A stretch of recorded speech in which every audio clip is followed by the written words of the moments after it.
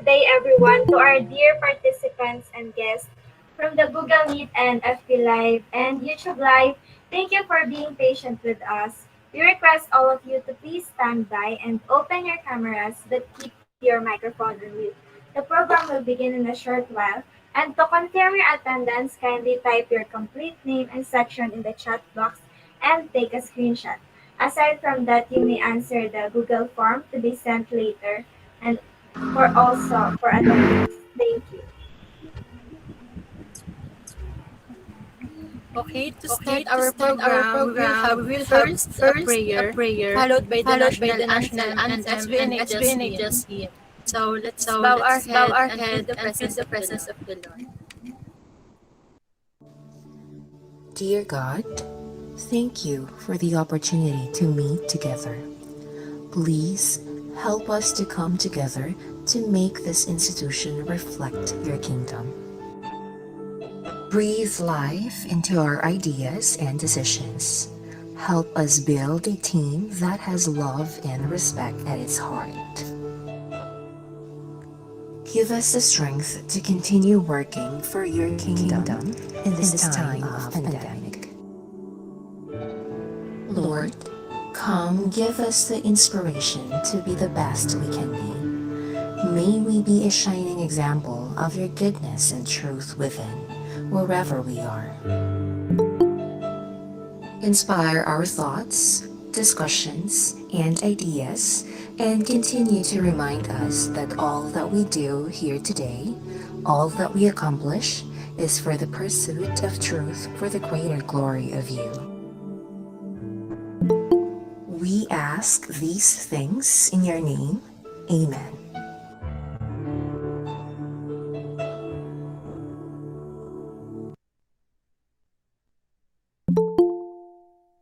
Mga kababayan, ang pambansang awit ng Pilipinas.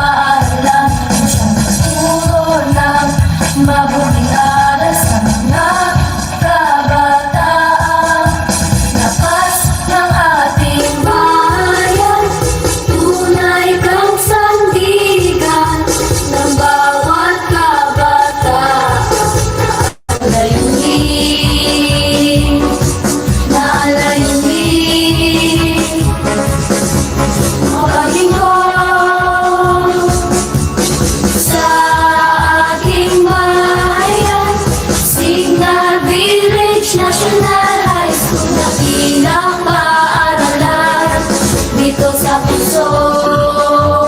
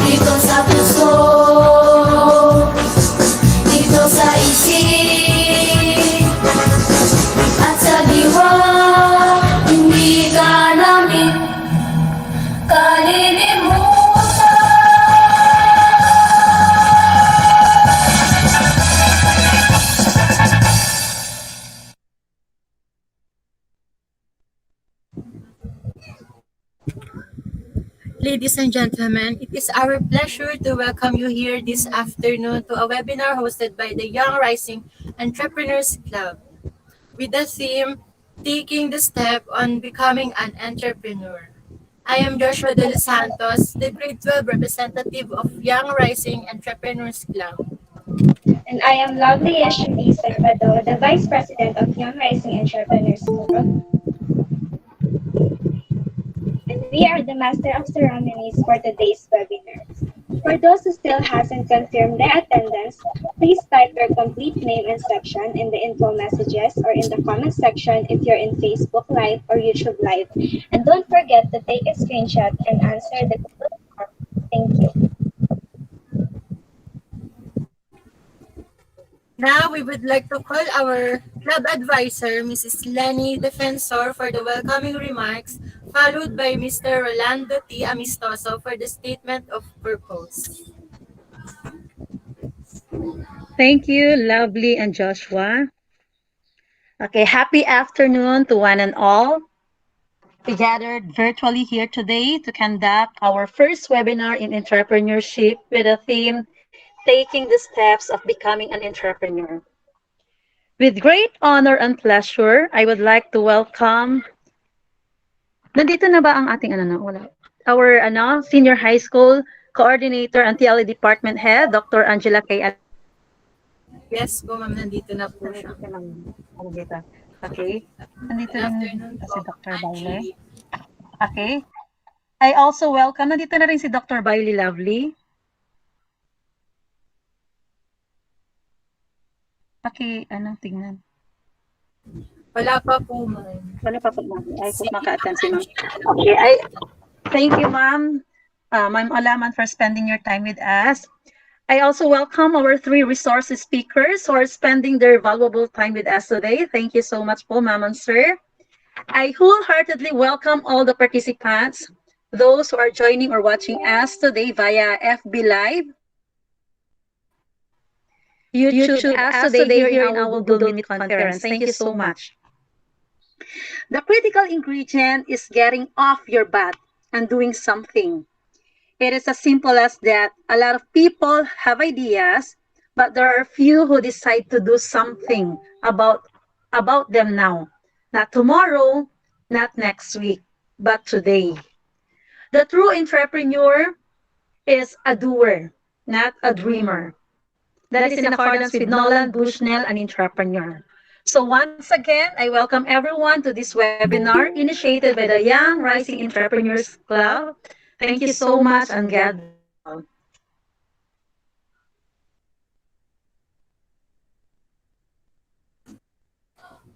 all. Lance, sa statement of purpose po.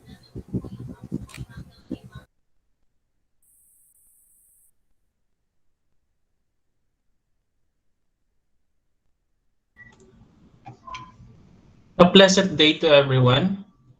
My task today is to deliver the statement of purpose for today's webinar in entrepreneurship with the theme, Taking the Steps of Becoming an Entrepreneur. But before I give the statement of purpose, let me first acknowledge and thank the presence of our very supportive principal, Dr. Noemi Obaile, our TLE department head and senior high school coordinator, Dr. Angela K. Alaman, to our resource speakers, teachers, and very active Young Rising Entrepreneurs Club members and students of senior high school. Today's event aims to create awareness of senior high school students of Signal Village National High School taking entrepreneurship subject regarding options and opportunities to start up their own venture. Number 2, to promote awareness of the key entrepreneurial skills and attributes needed to become a successful entrepreneur. Lastly, to learn some business tips from our distinguished resource speaker who are experts in the field. And that's all. Once again, good afternoon, everyone. Thank you, Ma'am, and Sir Lance. And Now, let us all welcome Dr. Angela K. Alaman, our SHS coordinator and head teacher, to give us an inspirational message. Okay. A pleasant, good afternoon to everyone, especially to the advisors of this entrepreneurial club, and of course to our speakers, and to you students, members of this club. A pleasant good afternoon to everyone. So this webinar is intended for you, and I do hope that after these three resource speakers who will be sharing you the steps of becoming an entrepreneur, would open up your mind to become a real entrepreneur. If not today, it might be in the future.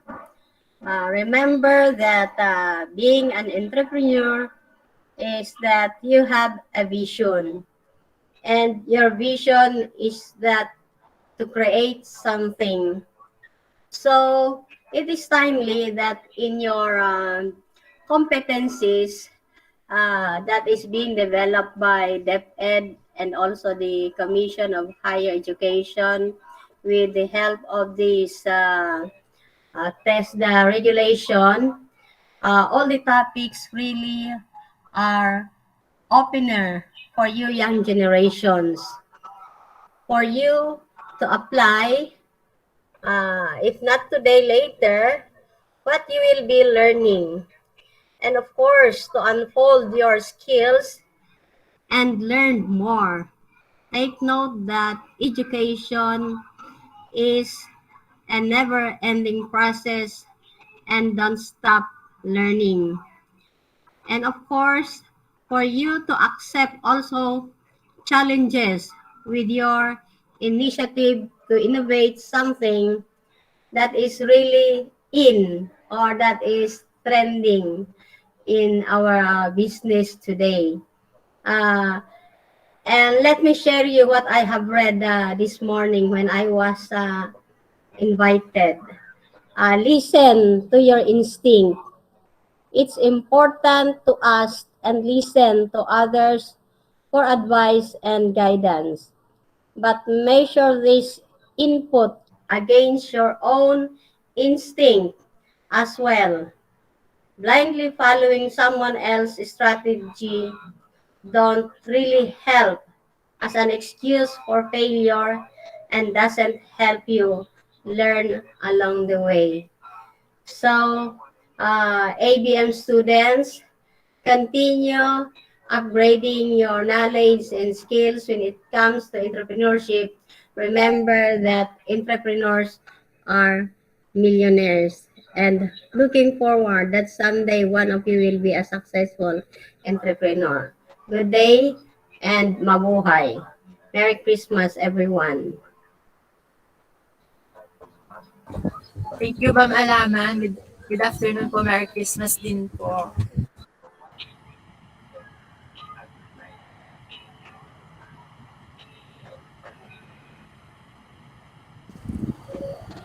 Wala pa po ata si Ma'am Noemi. Si Dr. Noemi Bayan. It's okay, anak. Susig na tayo. Po, give some virtual clap to our very fresh and young-looking Mrs. Lenny Defensor for the introduction of the first speaker. Thank you, Joshua. So again, good afternoon, everyone. It is my pleasure and honor to introduce our first resource speaker today. He is an AB Psychology graduate in Philippine Christian University, Manila, with certificate in teaching profession, a licensed professional teacher in the Philippines. He obtained his Master of Arts in Education, major in Educational Management, year 2005, and Master in Public Administration in Taguig City University, year 2017. Over 14 years of experience in teaching, He has a training and seminars both in TESDA and in Department of Education. He's number one teaching demonstrator in trainers and training methodology, a member of public school teacher in the Philippines. Let us all welcome Mr. Ronaldo A. Ludivero with his topic, Entrepreneurial Skills and Attributes. Let us give him a virtual round of applause.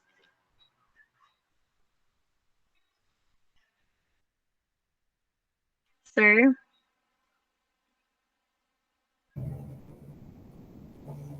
Good. It's afternoon, good afternoon to each and everyone. Uh, First and foremost, I'm just going to thanks to the clubs of entrepreneur skill to this kind of clubs. At first, because this is a very value and significant subject among the other subject, except for the gas, the deck, TVL, the sports rack, even to the AV, the youth, the AVM. Obviously, this is one of the major subject is that the entrepreneurship. So with this kind of topics about the entrepreneurial skills and attributes, this is a very necessary for every businessman. Okay, for every businessman considered to be an entrepreneur. You cannot own or put up any kinds of business, the industry like Henry C. He was the owner of SM Schumar, and then Lucio Tan, one of the airplanes. Obviously, as an entrepreneur, you have to know what are the important things, what are the important skills and attributes you as an entrepreneur maybe that is applicable or for everybody. So if you want to enter this kind of job, obviously with or without pandemic, if you can hire for a different industrial firm, this is your second option to work in. Okay, so to be an entrepreneur is your second job. You don't need to have a boss because you are a CEO on your own respective businesses. Okay, so I'm just going to proceed now. The short introductions of entrepreneurial skills and attributes.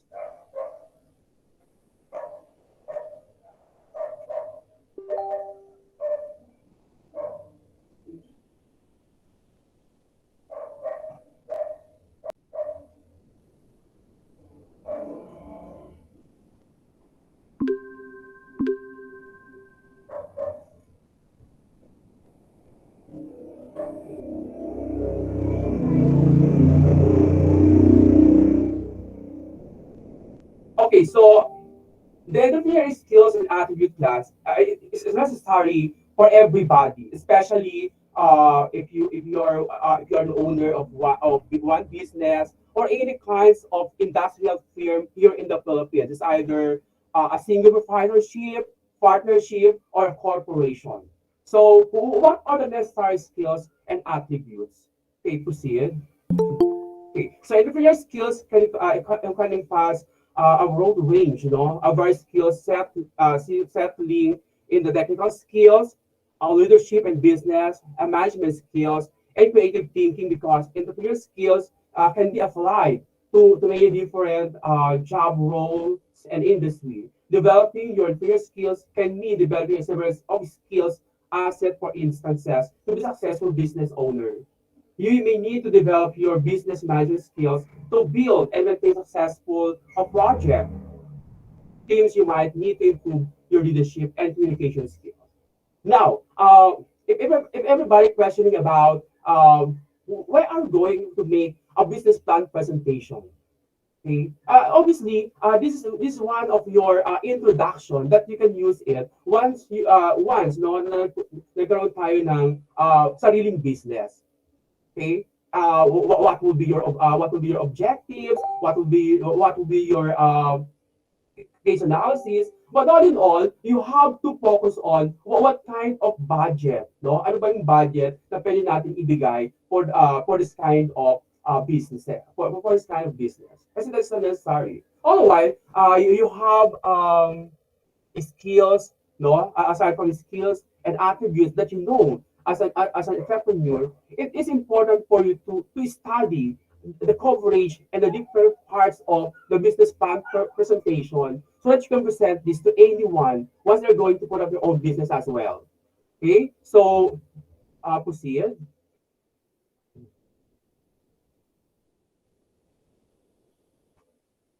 Okay, so what is skill of entrepreneur? Okay, so when you say skills in a Philippine vernacular term, this is your kasanayan, no? Kasanayan, kahusayan, or your ability. Parang just like in a job. Before you are applying for a job, you have to know your SKA. And what's that the SKA stands for? The S stands for your skills and knowledge and then ability. Okay, so as an individual, you have to you have this kind of ability and skills by knowing what is your strengths and weaknesses. To the business industry, it is necessary for you to know what is your what kind of business no it's na pwede mong itayo. Just like spa, salon, or sari-sari store, or a school. Okay, so one of the best skills that you have is being curiosity. Okay, so curiosity, as a great entrepreneurs are tasked to discover new problems, reveals potential additional opportunities, refactor their original businesses, process and innovate this content or being passionate about different fields of study and business cases outside one comfort zone. So obviously, pag tayo nagkaroon ng isang business to the industry, no, there is a curiosity. Magkakaroon tayo ng you need to be curious. What are going to what are this kind of business? Okay? If you're talking about businesses, bakit kailangan natin mag-earn, no? Magkaroon ng profit sa isang business? Or even if you don't have job, okay? By putting by putting any kind of business here in the Philippines, kailangan maging ano tayo, you have to your task as an entrepreneur is to know, to discover what you want to present. Just like in a business plan. Okay? Siyempre, pag nag-present tayo ng business plan presentation, make it sure that after the presentation, ito yung gagawin natin kasi we have our own target. So you have to study a lot, not only about not only about you can apply and searching about the different platforms about businesses. But we should always remember that a businessman can be an entrepreneur, just like Henry C. So hindi ka naman pwedeng magkaroon ng malaking business here in the Philippines kung hindi mo dapat malaman ano yung dapat mong gawin. Just like just like in a factory, no? So yung paggawaan ng mga notebook, dapat you have to study that you have to study all. Okay? Next is that time management. So time management is a curve priority planning, defining a milestone execution, and are important. None of all would lead towards a progress without right project management. So time management is also a mindset. Okay? Why? Kasi we do a lot of plannings. Siyempre, hindi naman pwede kang magtayo ng isang businesses na you don't know what is the flow of this business. All the while, your mindset is go for business, then hindi ka matakot mag-close. Okay? Mag-close yung business mo or not, open siya o hindi, at least you manage yourself. It's not just doing a time schedule, a plan schedule, but then in your own business, dapat you have to know your schedule as an individual. Let's say we have a meeting, dapat isusulat natin yon, okay? Or anything other than that. And then is that the strategic thinking. Siyempre, to learn, you know, decompose a problem page 4 and reveal opportunities for growth. Siyempre, as a young entrepreneur, dapat you have to go for the best, no? What kind of business, what kind of strategy, okay, na pwede mong gawin? How are we going to promote your product to the public industry? How can you convince the people to buy your product? Okay, and what kind of product that you can be presented to the public market? Kasi kailangan natin yon. Okay, dapat magkaroon tayo ng sariling desisyon. So with that, strategic thinking at least you know to yourself that you are competent with the other businesses. Okay? So let's say for example, may sari-sari store, meron isa naman parlor.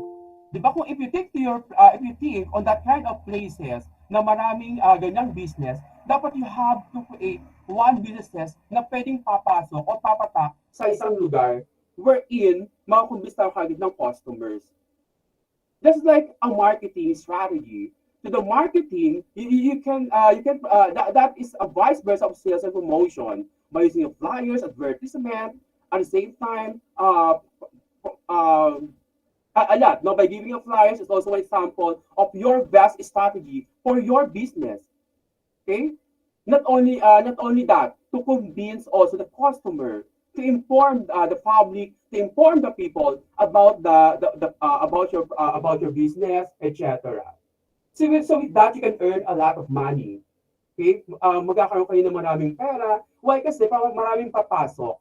No? Maraming papasok na tao. At maraming pumunta na tao. At the same time, your business is also well known. And that is one strategy of being entrepreneur. The other one is that efficiency. So talking about efficiency is also best, no, for young individual. Why? Kasi you need high performance when it comes to solving a problem, applying the 80-20 rule. Di ba just like si Henry Ford? Si Henry Ford, he is one of the American this industrialist pioneer in the Ford motor. So he's the owner of motor Ford, no? Si Now, aside from that, syempre, dapat you have to know your techniques, okay, and strategy on how are going to solve the problem, especially in your businesses. Kung may problema, pag-usapan. Kung may problema about the business, dapat you have to know about your businesses. What kind of business is that? It's either a single or partnership or corporation. Dapat you have to know your target for your business to the industry. Even the PLDT. Ang PLDT is one of the famous telecommunications. So because of the negative feedback of the other customers, napifail sila. So ano nangyayari? Marami ang nag-create ng businesses. Pero it's not the same brand with the business. So sa efficiency, you as an individual, dapat, if there's a problem, you can apply what is the best or what is the right solution for a kind of matter. So if you think to yourself na yung business mo, nag-down siya, then palitan mo siya, the better. Papalitan mo siya ng business mo. Pumasok ka lang kasi wala namang business na nag-boom kaagad. So kailangan yan, makilala muna ang businesses mo. But if you want to achieve more about your business as an entrepreneur, dapat yung efficiency natin maayos as an individual. Then we have resilience. So resilience means that you will be able to handle rejection, stress, burns out, lack of focus, slow progress, determination. It is also connected for this kind of business. Siyempre, you know what? If you are going to present any kind of business naman, sometimes there's a rejection. So the same also for the networking side, diba?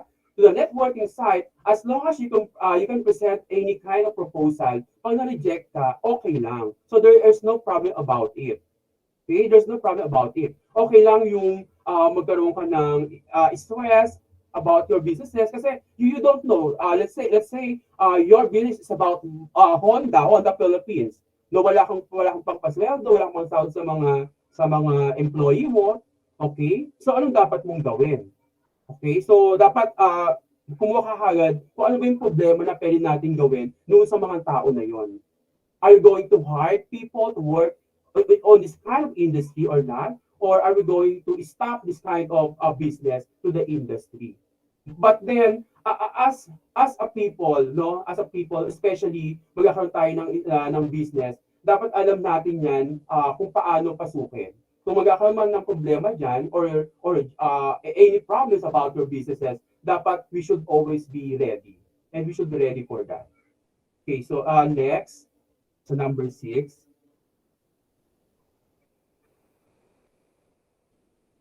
MC.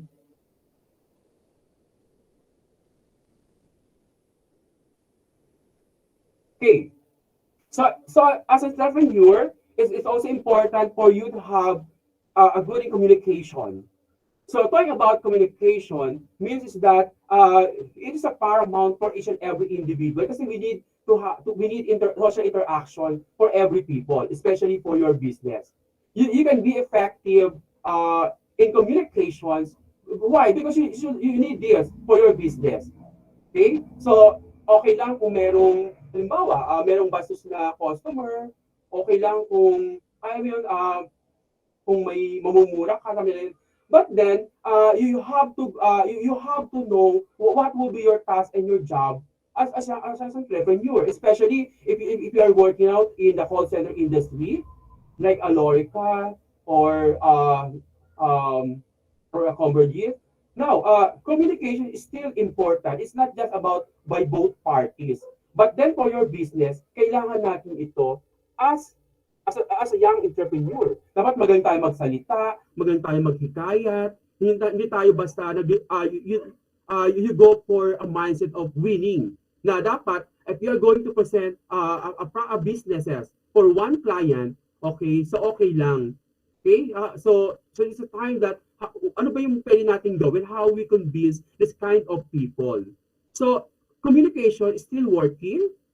It's not just about talking about professionalism. Kasi the way you approach for the business, the way you talk to the way you interact with the different people, and that is one of your assets. So pag ikaw ay nagtayo ng isang business, dapat you are good in communications. Okay, you are good in communications. You don't need to shout at customers. Okay, you be just like in a manager, di ba? As a manager, well, once you become a manager in one top firm, hindi mo na kailangan silang sigawan. So if you want to talk to your to the employees around within the company, dapat in a very professional way. And that is communication. Understanding, you need to understand people. It's because we have a social inequality and social mobility. Iba-iba ang tao, although they are the same. Iba-iba ang tao with regards to the educational training, the background, their culture, their lifestyle. Iba-iba ang tao, may bata, may matanda, depende sa edad.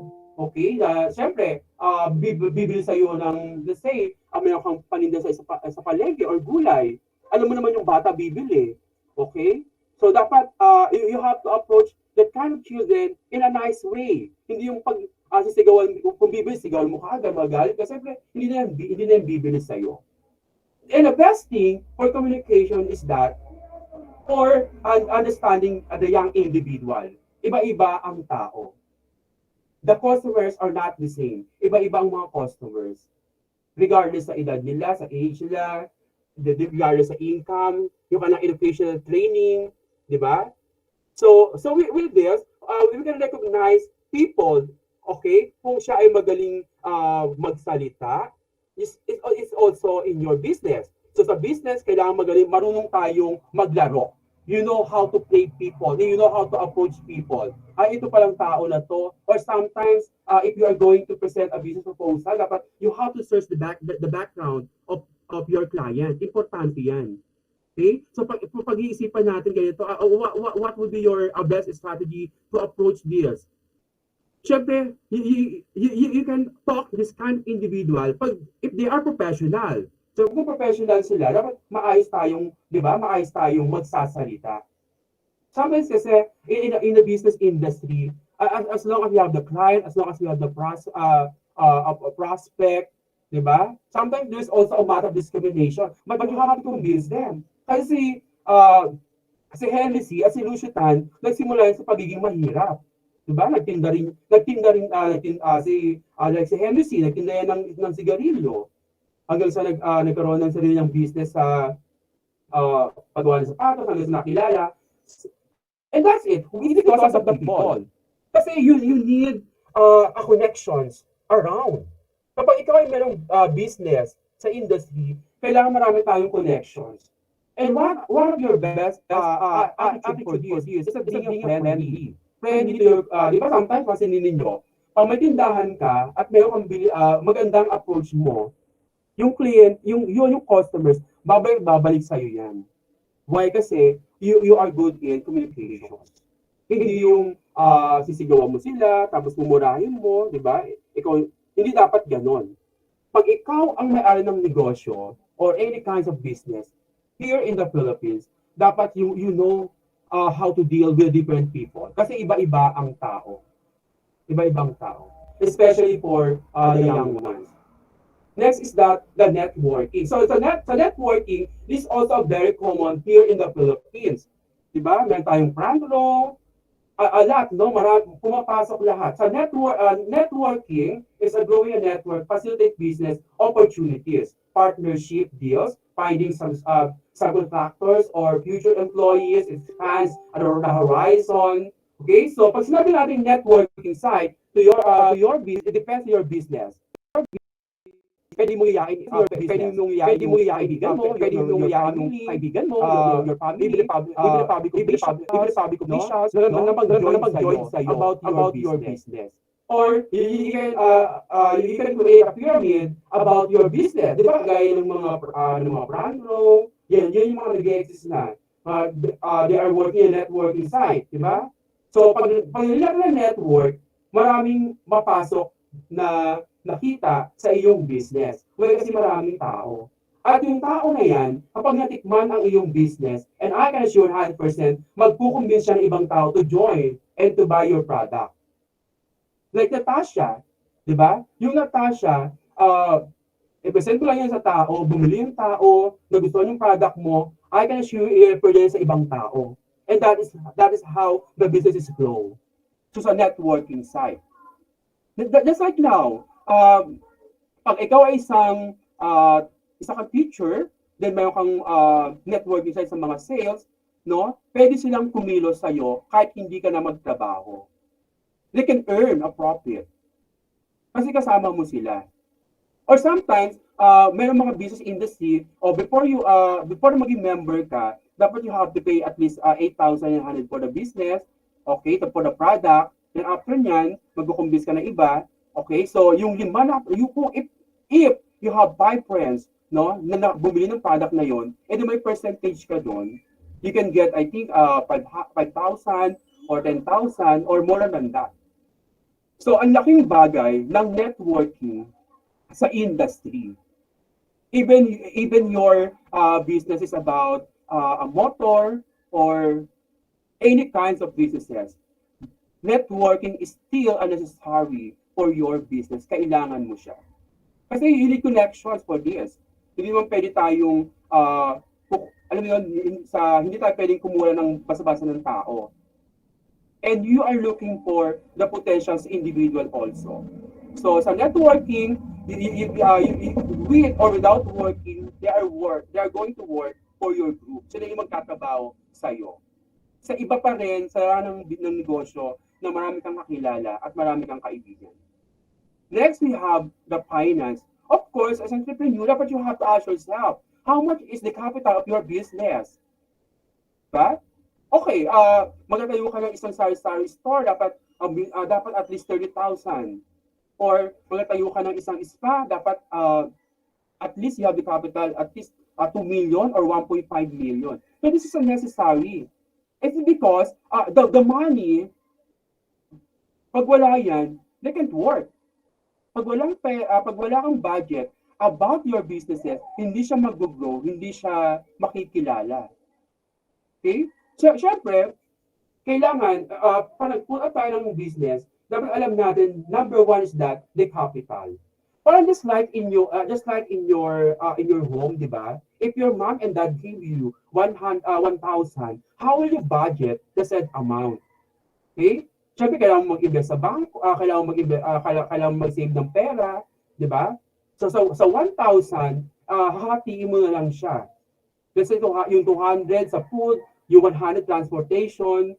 Okay? So, the same also for your businesses. So, dapat meron tayong nakalaang pera sa ating business, sa ating negosyo. Aside from that, ang mga budgeting, meron tayong financial statement. Kaya nga, importante ang entrepreneur subject, kasi doon nakikita natin lahat kung paano maging, ano ba yung kalabasan ng business. Yung mga debit credit, yung mga expenses, ano ba yung mga kulang. So with this, malalaman natin. And you as a business person, you can also lend to the bank. Pwede naman kayo mangutang sa bangko para mabangkat yung business. Di ba? Pwede kayo mag-borrow sa BDO or any bank here in the Philippines. Pwede tayong mangutang, no? Para just for to survive your business. Pero ang financial state, but then the finance, importante yan sa isang business. Kasi kahit you have a good presentations, pag wala kang pera, hindi siya mag-work. Okay, so next, number 9.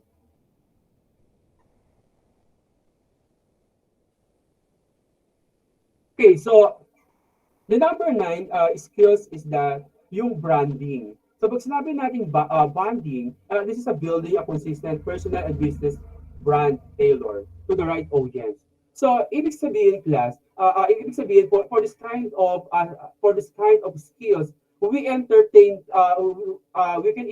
people to be aware of pinoproject nating business, ano ba yung pinoproject nating product, ano ba yung karapat dapat sa business, okay? Still by searching.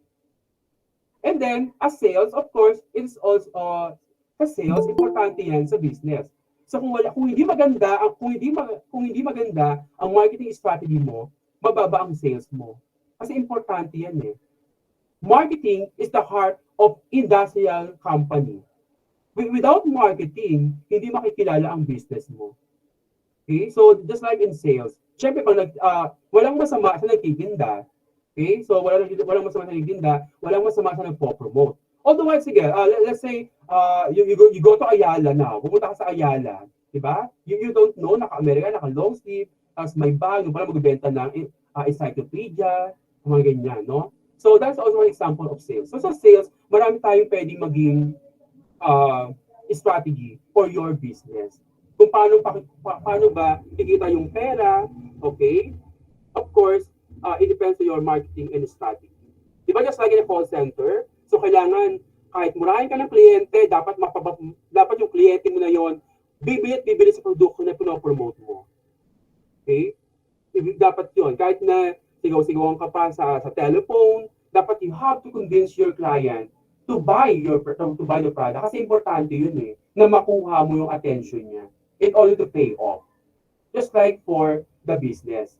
Dapat alam natin yon. Kung ang sales natin for this target is 100%, dapat meron tayong 100% na target. So you have to look for the right prospective client kasi kailangan natin yan. And then, ability to learn. Siyempre, obviously, pag ikaw nga tayo ng isang business, hindi mo basta-basta mag-grow yan.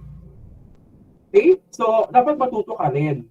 Parang just like in a relationship, na bago mo makuha isang tao, bago mo achieve yung isang tao, or any kinds of relationship, dapat you have to know kung ano ba yung attitude ng tao na yun. Kung paano ka magtatagal. Okay? Siyempre, pag natuto ka na napay ka na sa isa, then that is also learning. The same also for the business. Sa business industry, pag bumagsak ang negosyo mo, okay lang yun. At least natuto ka. Maybe there's a problem about handling people, there's a problem about your management. Kasi importante sa isang business, yung management. Pag poor ang management, there's also a negative result.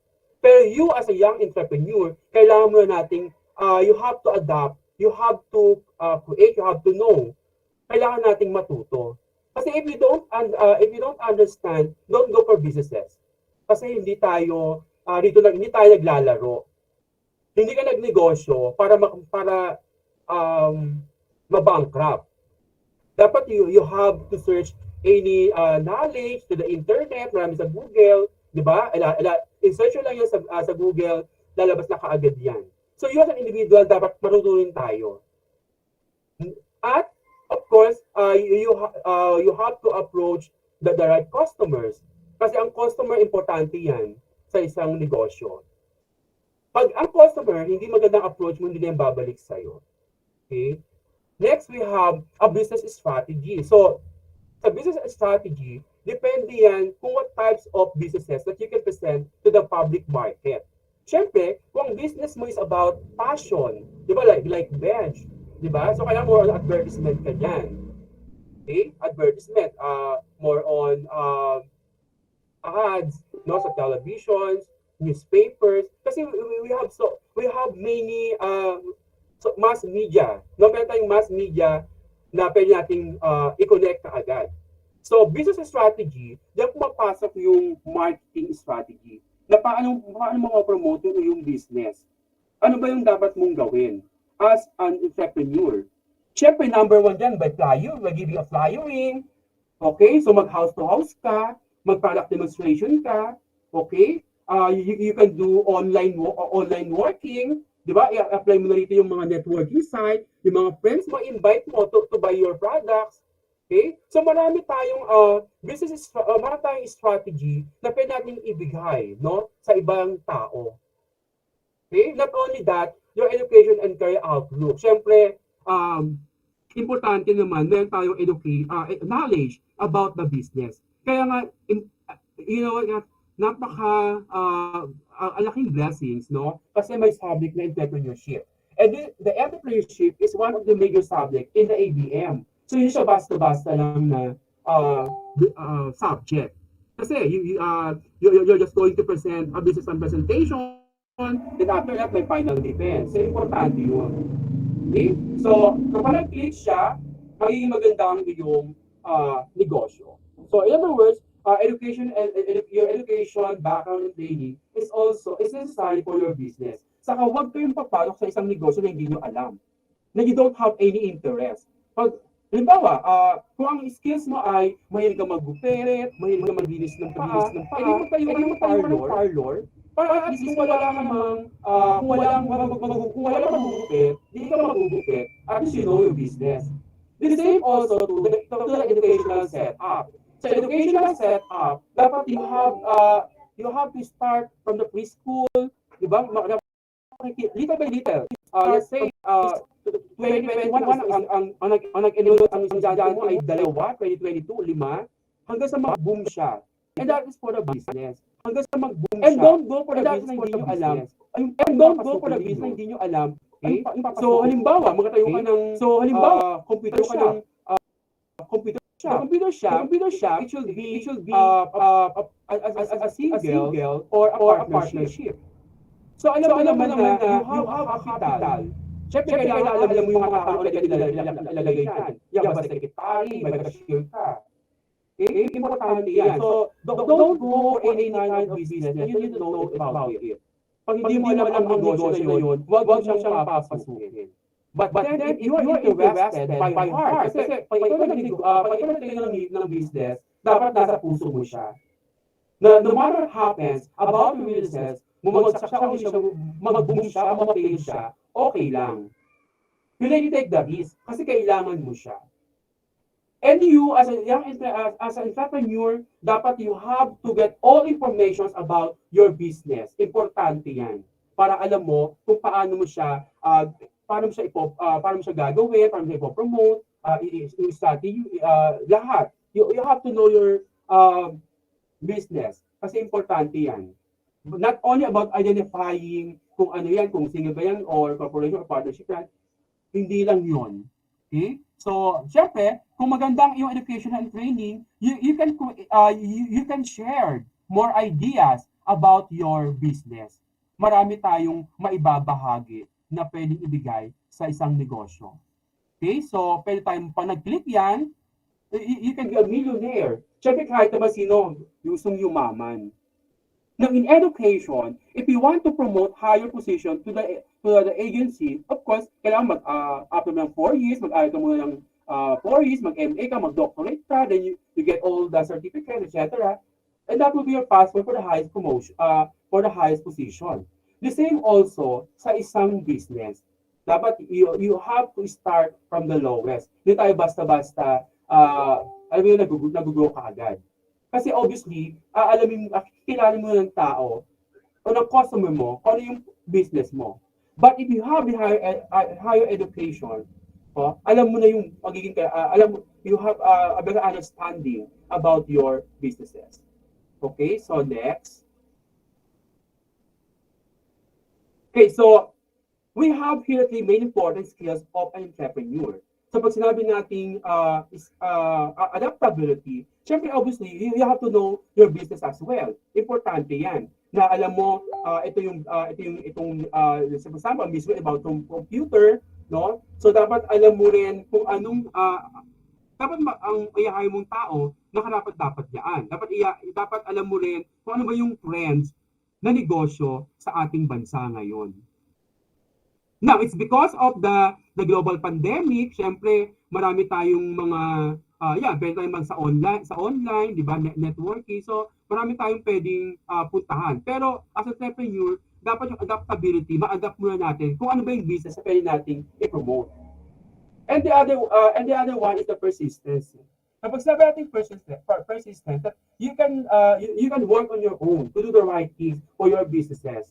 Na dapat maging consistent tayo. Hindi yung, pag sinabi mo kasi sa store, dapat marami kang paninda niyan. Hindi lang bigas, hindi lang soft drinks, hindi lang alak, hindi lang mga goods and cans, a lot. Okay? Next is that the hard work. Sa hard work, you can achieve this because of yourself. Siyempre, pag tayo kasi pinaghihirapan natin isang business, madali natin siyang, you can be a better individual. No? Pwede tayong, alam mo yun, kasi pinaghirapan mo siya. So, kung meron tayo nito, skills, no? As an entrepreneur, madali lang tayong magkakaroon ng prospect, okay, with the different clients. At the same time, yung businesses natin, alam natin kung paano siya papalaguin. You can't achieve something without hard work. Hindi ka naman pwedeng, parang just like in education, na hindi ka pwedeng gumado na senior high school kung hindi ka mag-aaral sa senior high school. Ganun din sa isang business. So dapat, marunong, ay mas kagaya ni Manny Villar. Diba kagaya ni Manny Villar? Yumaman lang naman yun dahil sa pagbibenta ng lupa eh. Diba? Dapat kailangan natin sipag at tiyaga. If you mag-grow ang business mo, then that is good for you. Just like in a food chain. Diba? Halimbawa, ang business mo ay Jollibee. Okay? Meron kang Jollibee sa Luzon. Nag-boom siya. Magkikita ng ibang branches sa Luzon din. Hanggang sa makilala ang iyong businesses. So that's it. Why? Because of your hard work that you can work more than 24 hours. Kasi nasa business ka. Kailangan mo magtrabaho. Okay? Just like in the call center industry, na ang target natin kailangan meron tayong everyday 10 na client. Kasi that it will cost, let's say, 30,000. Diba? So kailangan natin every maka 30,000 tayo. Kung tamad ka, wala. Okay? So pag tayo nagnegosyo, dapat meron tayong you have to adapt versus an hard work at samahan natin ng dasal. Kasi hindi pwedeng mag-grow kung ang isang business, kung hindi tayo magsisipag at kung hindi rin tayo if we don't have a communications with our creator. Kasi importante yan, regardless of your religion. So kailangan natin ng hard work. Okay? Okay, so aside from that, praying also. Magdasal lang tayo. Pero pag tayo nagdasal, kailangan gagawan tayo ng paraan kung paano natin siya ma-achieve as a businessman. Okay. Okay, next. Okay, so we have here the following attributes. So pag sinabi nating skills and attributes are not the same. Pag sinabi nating attributes, ano ba what are the right attitudes, no, for you as a businessman? Ano ba yung dapat nating malaman? Okay, ano ba yung mga katangian ng isang tao na dapat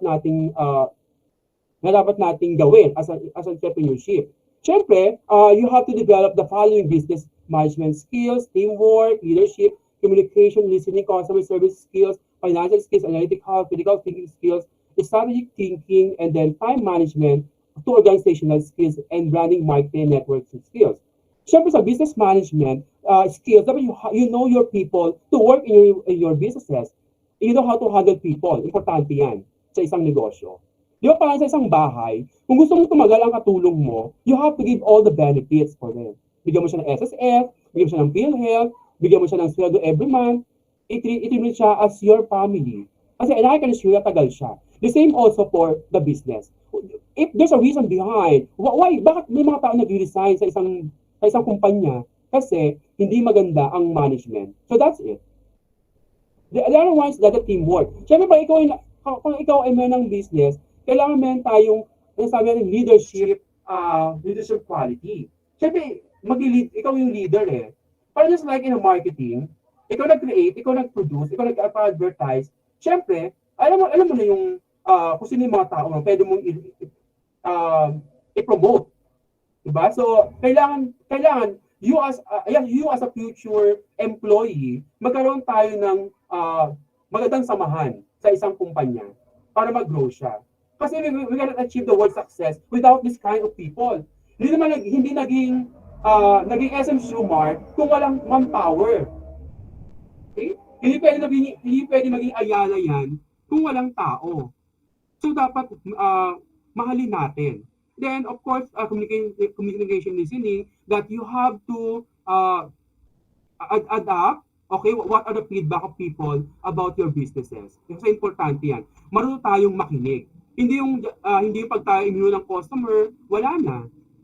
Okay? So, yes, sa customer service skills, dapat you have to entertain your customers for your businesses. And then sa financial, alam natin yung financial, not all about financial statement, but then dapat you know how to manage your sa pera, in short.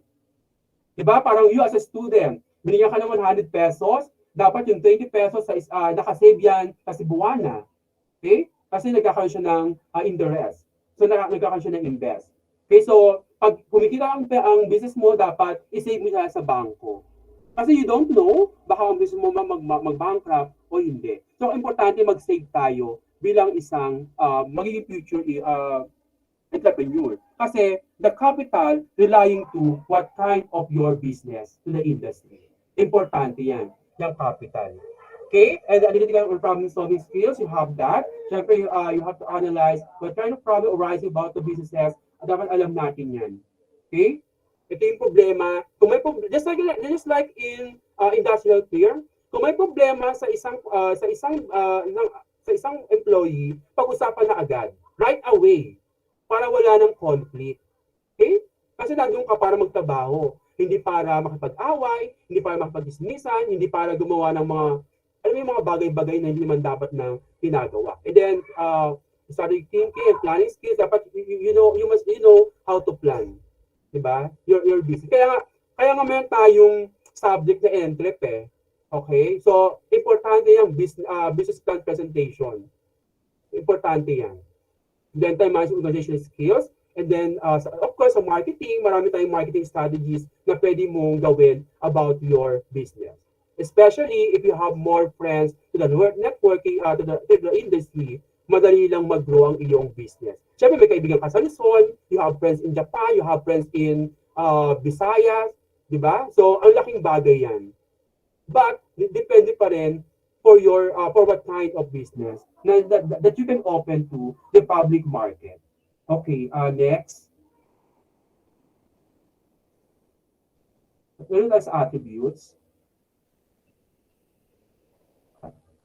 Okay, so this is the last part of my presentation, the attributes of the entrepreneur. So pag sinabi attributes, ano ba yung mga katangian mo bilang isang entrepreneur? Number one, siyempre you have the planning, di ba? Dapat may, doon pa lang, panuhan natin kung ano ba yung business na pwede natin gawin. Then you have the vision na you can achieve the target, what kind of creation you create. Then you have the passion to motivate yourself by putting this kind of business in the industry. Kasi kung wala kang payo sa business na yan, huwag mo siyang papasukin. If you don't have skills, huwag mo siyang papasukin sa isang business. Next, we have self-belief and perseverance and resilience. Then you have to focus, work in their business, courage and risk-taking. So, importante yan. Pag sinabi ng courage and risk-taking, no matter how much about your business, ma-failed siya, okay lang. So there's no problem about it. Okay, so I think that will be the last of my presentation. So advance Merry Christmas and Happy New Year to all. Thank you, sir, for that very informative discussion about how we can enhance our entrepreneurial skills and attributes. And I've learned a lot from this topic. You partner, do you have any takeaways? Tama. Yes, tama. Lalo na yung three main important skills, yung adaptability, persistence, and hard work. Kailangan dapat talaga nating pinapractice.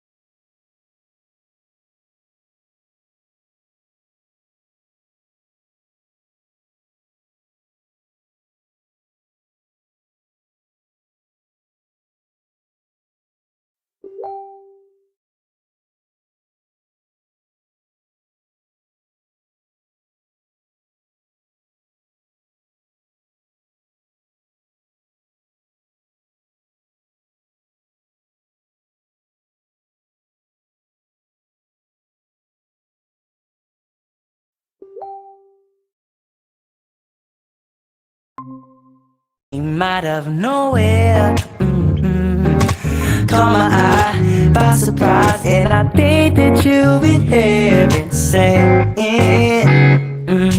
beauty is flaring, rock what you're wearing, so damn fine, I keep on swearing, you're the only one for me. Fell in love unexpectedly, we ain't gotta rush, this is destiny. Every time I see you, baby, it's so hard to speak, 'cause this ain't no accident. Yeah, I swear we're meant to be. What you're doing to me, what I'm feeling is so unreal, and baby, you give me butterflies. Feels like I'm flying, songs never dying, so damn fine, I keep on sighing, you're the only one for me. Fell in love unexpectedly, we ain't gotta rush, this is destiny. Every time I hold you, baby, my knees get so weak, girl, this ain't no accident. Yeah, I swear we're meant to be.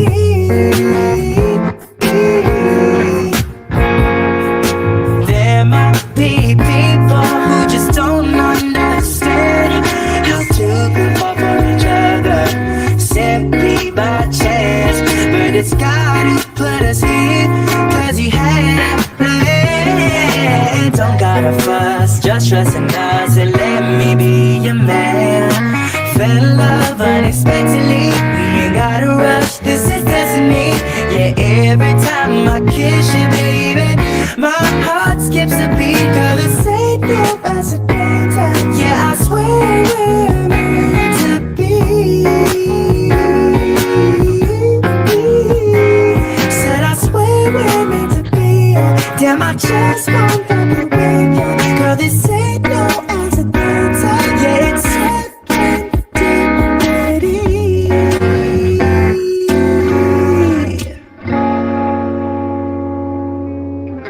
It came out of nowhere, caught my eye by surprise, and I think that you've been hearing saying, beauty is flaring, rock what you're wearing, so damn fine, I keep on swearing, you're the only one for me. Fell in love unexpectedly, we ain't gotta rush, this is destiny. I see it, baby. It's so hard to speak, but this ain't no accident. Yeah, I swear we're meant to be. What you're doing to me, what I'm feeling is so unreal and. Ako, tunay talagang napaka-talented ng ating mga kamag-aral. So, a round of applause for the second introduction of the second speaker, our very young rising with a very clear face, Vice President of the club, Miss Lovely Yesha Sabado. Thank you for that flattering introduction. I will introduce our second resource speaker. Our next speaker is one of the excellent senior high school teachers from Signal Village National High School in Taguig City. She is the class advisor of grade 11 HB. She is a graduate of Bachelor in Secondary Education, major in Social Studies at Philippine Normal University. She is currently taking UNITS Masters in Special Education at De La Salle University, and she owns different businesses which are online buy and sell, self-service car wash, automatic water station, and a piece of Wi-Fi. Let us all welcome and give a virtual round of applause to our second speaker for today, which is none other than Ms. Karen Rose G. Sumundan. Hello po, ma'am. Yes, hello. Good afternoon. Am I clear? Yes, po. Good afternoon po. Yes.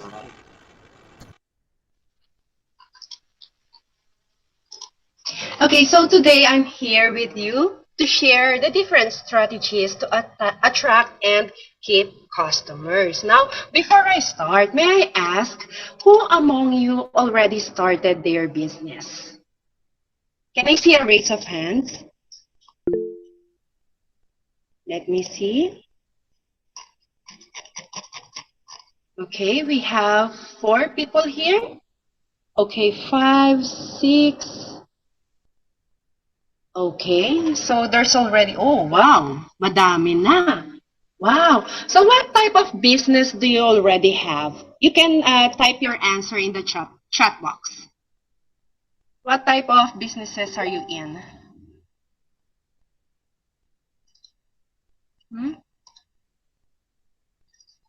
Let's see.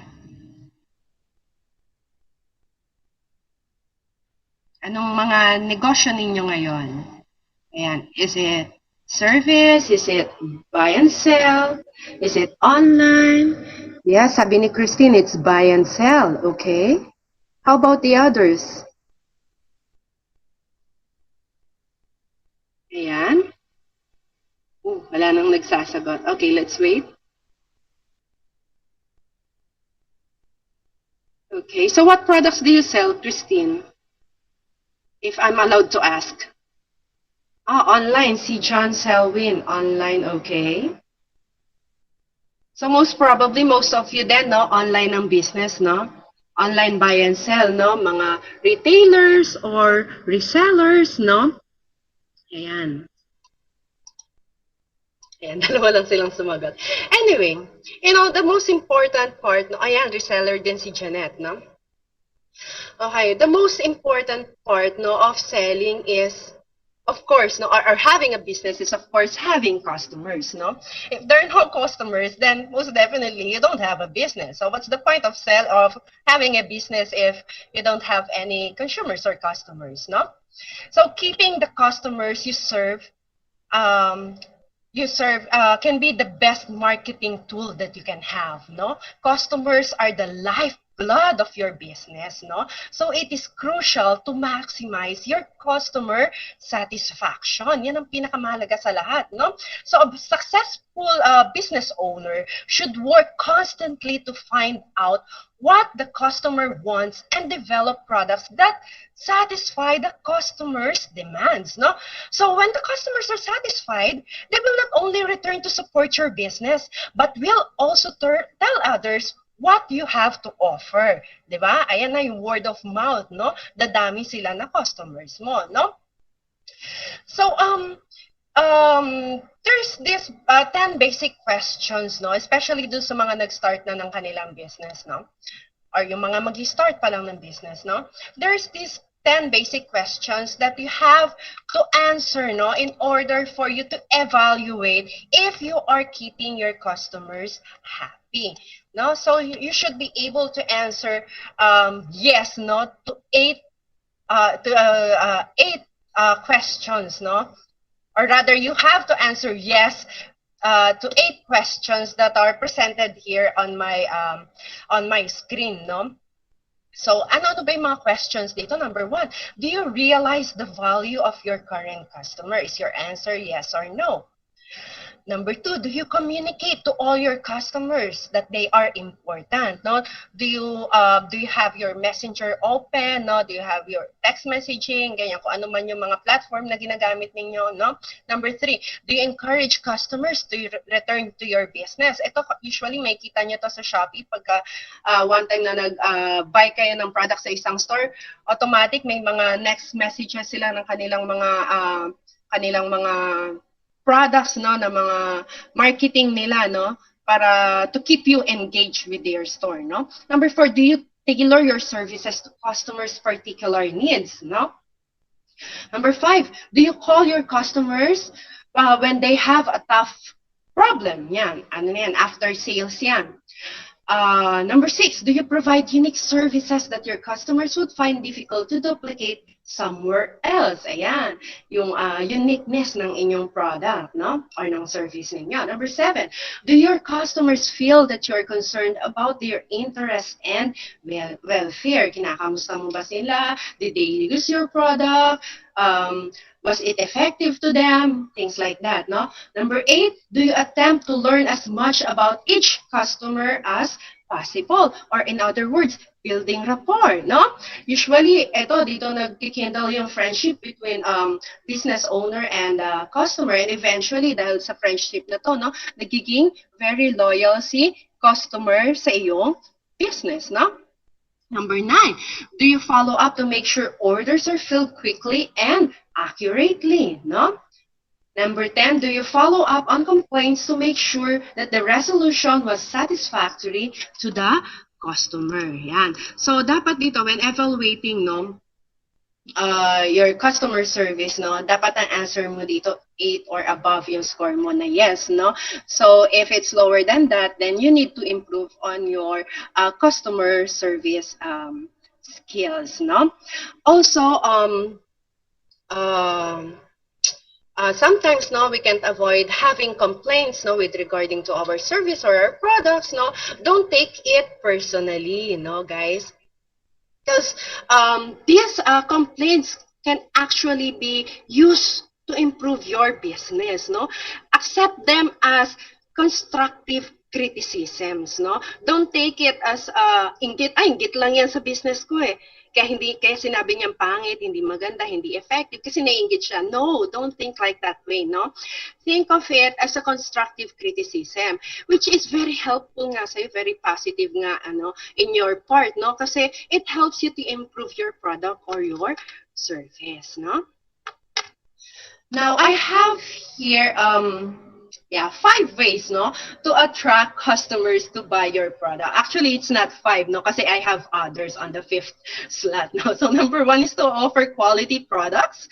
Number 2, cultivate good people skills. Number 3, know your customers. And number 4, give customers your samples and freebies. And number 5, others. And others is a lot more, no? Ayan, okay. So number 1, quality products, no? Successful marketers keep customers with repeat sales of quality products. Why is it important to have quality products, no? The ultimate objective for any business is to make money, right? So if you have a product that people will buy, then you've got a business. Diba? So however, the business that make the most don't focus only on profits alone. Siyempre, of course, we all want money. We all want to earn, no? We all want profits, no? But we don't only focus on profits if you want your business to thrive, no? These business owners also consider the quality of the products and services they offer. offer because they know how important it is to their customers, no? So why does this quality hold so much weight, no? Bakit mahalaga yung quality ng products natin? Bakit kailangan unique? Bakit kailangan very creative? Cannot be found anywhere else? No, ganon. So, these are the answers, few answers to that question, no? Yeah. So, number one is the longevity of the product, no? So, how long will the product perform its function? No? Will it last your customer a week? No? Will it last your customer a month, a year, 10 years? No? Ganon. So, number two, does it need fulfillment? No? Whether or not the product fulfills a specific need or solves a specific problem for the customer. No? So you have to find the problem of the customer and then offer a product as a solution to that problem. No? Number three, cost versus need. How much does the product cost compare with how much the client wants or needs it? No? So medyo hawig din to kay longevity, no? So it doesn't matter how actually it matters a little, no? Yung price, no, yung cost ng product, no? As long as it's quality product, no? Kahit high price yan, pero quality yung product mo, customers will buy it. Pero kung cheap naman yan, tas hindi naman quality ang product mo, masisira lang in a week or in a month, no? Compared dun sa higher price na maglalast naman for 10 years, no? Customers, of course, will opt to buy the higher price, no? Or the pricely product compared to the cheaper one. Next, security. The safety level of the product. For example, whether or not the customer feels comfortable using it, no? For example, if you are rebranding a makeup product, no? Did you make sure that this makeup products doesn't have lead content in it? Does it follow the safety standards with regards to the production of makeup materials? O yon, things like that, no? And then usability, the ease of use associated with the product. Is it user-friendly, no? Katulad ng Android, no? Yan. Efficiency, no? The product's ability to save the customer money, help the environment, or streamline a process, no? Katulad ng mga products na lumalabas ngayon, no? Yung mga environment-friendly products, no? Like, for example, for the babies, no? We have the cloth diapers, no? For the women naman, we have the cloth pads or the menstrual cups, no? Yung mga ganong bagay, no? So these are just few of the many requirements that customers expect, no, from a business owner, no? So the business owners that fulfill this list often experience a multitude of benefits, no? But first, of course, they have to put an effort, no, on the quality of the product they are going to produce, no? In this case, no, one problem in terms of marketing is being solved, which is competition, no? Using quality products to beat the competition is essential, no? So, para mabawasan yung competition mo, no? Because they're focused on selling just a few products, they need something that can set their products apart from the competition, no? So, overall, quality always sells better than other factors, no? Especially low pricing, no? So, yan. Next. Ayan, no? So, why is it important? Because of competition, I already mentioned, no? Next is, the importance of it is customer expectation, no? So, ano ba yung mga expectations ng customers ninyo, no? They tell more people about it and continue shopping, no? If they begin or expect na ito talaga yung quality ng products ninyo, no? After expectations, no, comes the demand for quality products. Yan, na-announce na kayo sa mga friends, sa mga kapitbahay, lahat, oy, maganda yung produkto ni ganito, ni ganyan, yan. But if you don't deliver, no, the expectations of your customers, of course, they will leave, no? So when your company offers, or your business, no, offers quality products every time, no, you can create a standard of satisfying customers, no, in this spectrum, no? So in return, of course, you will receive loyalty. Ito yung pinaka-importante, loyalty from your customers, no? Para ma-retain sila sa atin, no? Sa iyong business, no? Next, is business reputation. Kilala ka ba as a business that produces quality products, no? So when your products don't match the standard of quality that was promised, for example, in social media, no? Iba yung picture na pinost mo kumpara doon sa i-deliver mo, of course, no, people will turn their back from your business, no? Halimbawa, pinakita mo, planchado yung damit, kahit ukay, malinis, maganda, walang punit, walang, yung may mga ukay-ukay business dyan, no? Walang punit, walang pen marks, no? Walang mga tastas, no? Tapos nung dineliver mo, gusot-gusot, parang ipinamunas na kung saan, no? Of course, the customers will not go back to you, no? So be very, very careful, no, when delivering your products, no? Ayan. And lastly, of course, customer loyalty. Kasi sinervan mo sila na maganda, you gave them quality product, no? Ayan. So, babalik at babalik sila sa'yo. Kahit mahal ka pa, kahit yung ukay-ukay mo, ang presyo niyan 300 isa, kung pumunta sila ng palengke, tigsi 50 lang. Kung quality ang product mo at alam nila na ikaw ay nagbibigay ng quality na product, maayos, malinis, maganda, mabango, they will always go back to you, kahit ano pang itsura niyan. Diba? Ayan. Next, people skills, no? Ano tong people skills na to, no? Attitude is critical to your business success, no? Mahalaga to, no? How do you interact with your customers? Suplada ka ba? Nang bubulyaw ka ba? Binulyawan ka, bubulyawan mo rin. Ganun ba? No, that's wrong, no? So, you have to have people skills, no?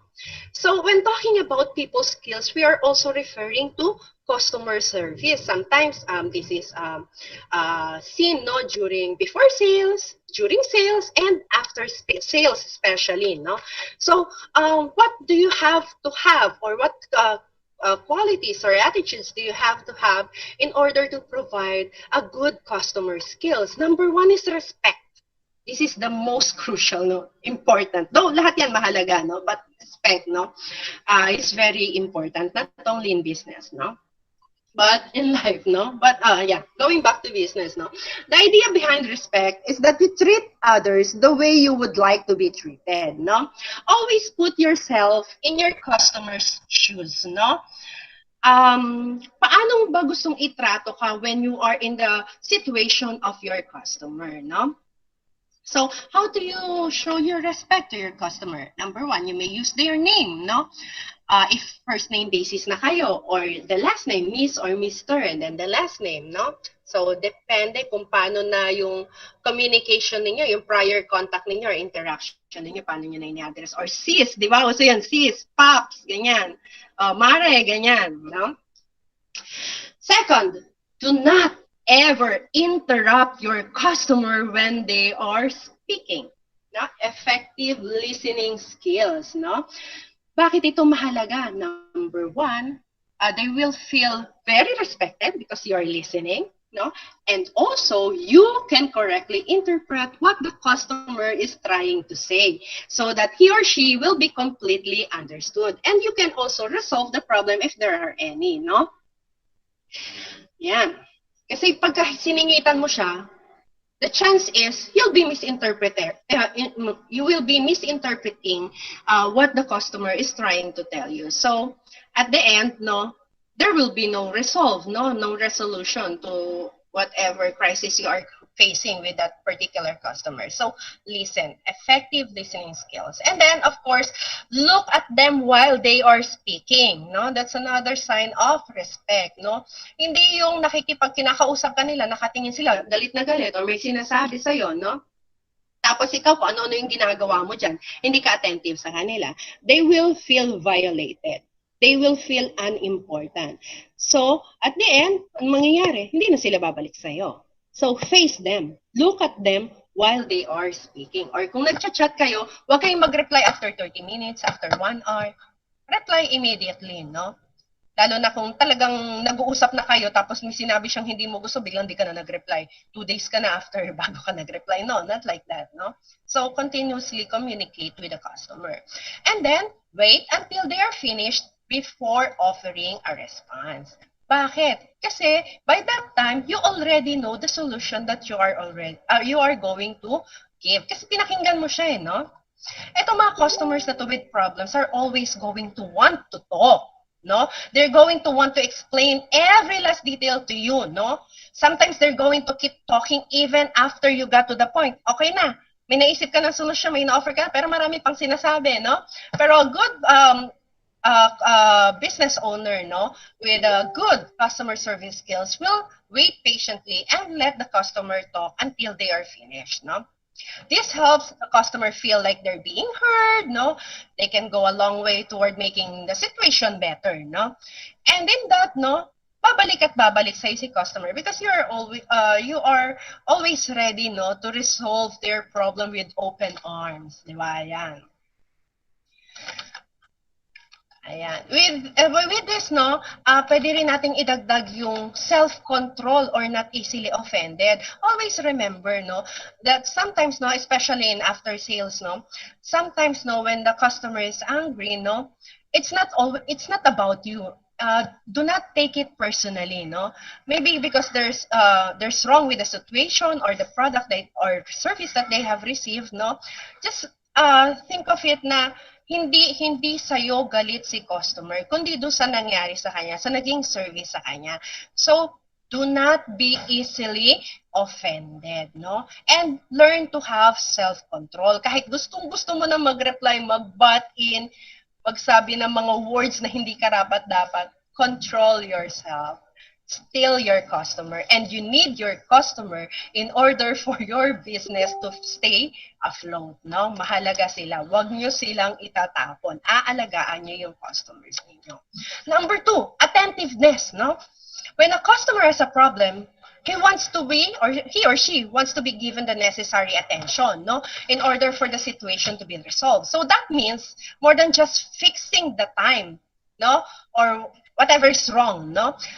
Kailangan attentive ka, meaning you're making eye contact, you are listening to what the customer has to say, no? You are following the conversation, no? You are responding appropriately, no? It doesn't mean looking somewhere else, no?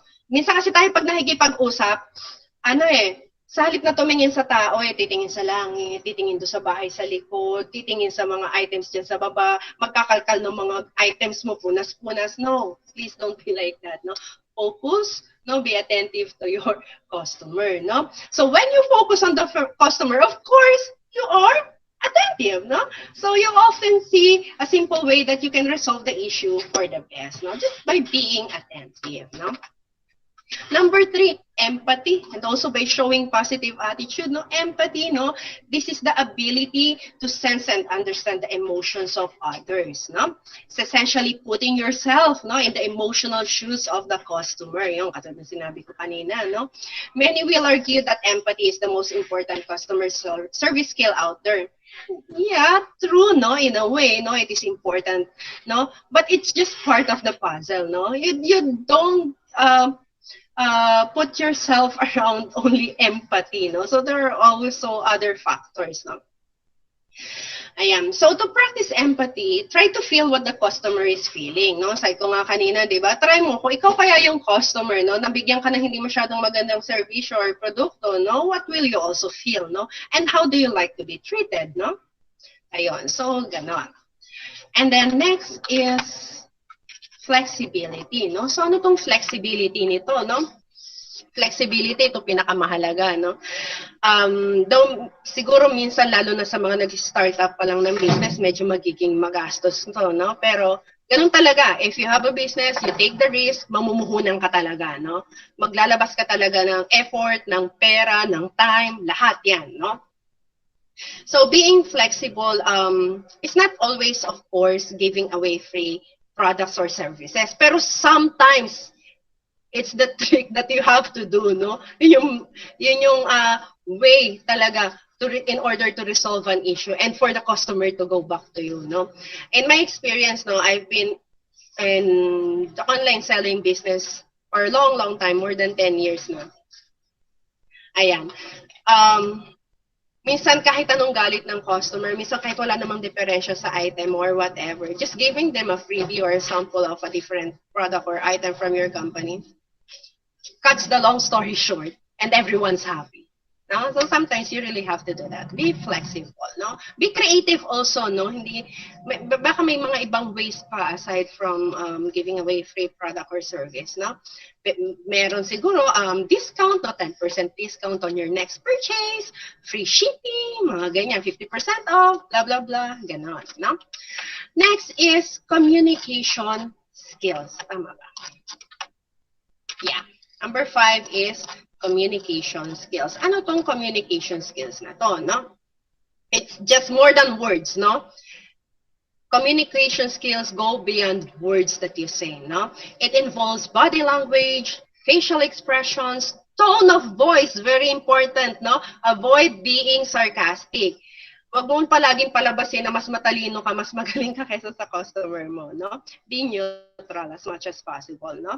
And then, especially, no, when conversing with an irate customer, no, you have to be very, very conscious, no, of how you react, no?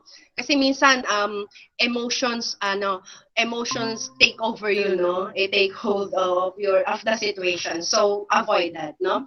So, number 1, no, in order for you to address this irate customer, number 1, you have to keep your body relaxed, no? Pwede ka mag-breathe in, breathe out, inhale, exhale, no? Mga 10 times, no? Kanya. Relax mo yung katawan mo, no? And then, show a bit of concern on your face, no? Avoid being angry, avoid being scared, no? Lalo na yung scared, iwasan yung scared, no? Be concerned to your customer. So, kapag concerned ka kay customer, no? Automatic yung face mo ay, yan, lalabas yung concern sa face mo, no?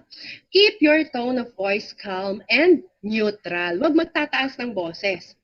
Huwag din yung masyado namang kalmadong-kalmado, na parang monotonous na, no? And then also, try to use positive body language, no? Ayan. So, ayan, yung mga hand gestures, yung tapik-tapik, kung face-to-face, no? Yung mga tapik-tapik, mga ganon. Sa chat naman siguro mga emoji, mga smiley emoji, haha, yung mga ganon, no? So, pwede yon. Next is responsibility, no? So, above anything else, no? Especially sa after sales, no? Customers want someone to take responsibility for their problem. Ayaw ng mga customers na pinagpapasahan sila. Ikaw din, di ba? May inis ka rin, di ba, pag pinagpapasahan ka, no? So, even though, no, the situation has nothing to do with you, no, take it upon yourself to get involved, no? Lalo na kung, two-man job lang yung iyong business, no? Dalawa lang kayo sa business ninyo, no? Tapos kasalanan ng kasamahan mo. Huwag mo nang hintayin yung kasamahan mo na mag-solve ng problem. Ilagay mo na yung sarili mo doon sa situation. Ikaw na yung mag-fix, no? So you have to reassure, no, the person or the customer that you will stay with the problem, no, and help him or her fix or resolve it, no?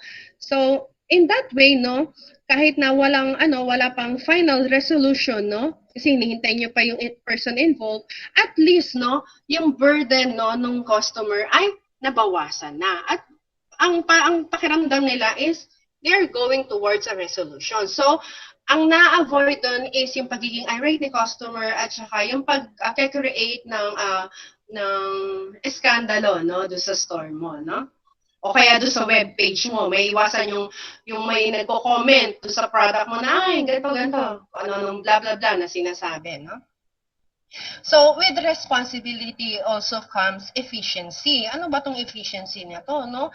Yung solving some customer complaints, no? Through the process of course, not neglecting, no? Paano ba itong sabihin efficiency na to? Yeah, you're facing the problem itself, no? Hindi yung nagtuturo ka pa na, kaya kasi may problema yan kasi yung ganito, yung ganyan. Ikaw na, i-fix mo na. Kung yung item may problem, for example, mabilis daw na scratch, yung binili niyang non-scratch na, tempered glass, no? Ikaw na, i-fix mo na. Pagtan mo na ng bago, no? So that's efficiency, no?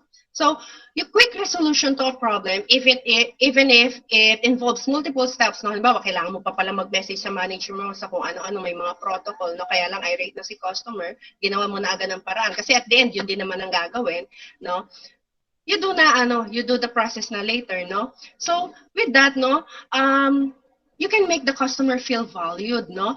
And it reinforces his perception of your business. Sasabihin niya talaga, ay, maganda tong ano na to, kumpanya na to, maganda tong seller na to, talagang inaasikaso ako dahil dyan, o bibili ako ulit, bibili akong panregalo sa Pasko, mga 10, ganyan. Tapos sasabihin ko sa mga friends ko, ito na rin yung kanilang ano, pang giveaways. O, diba? Di dumami yung customers mo, no?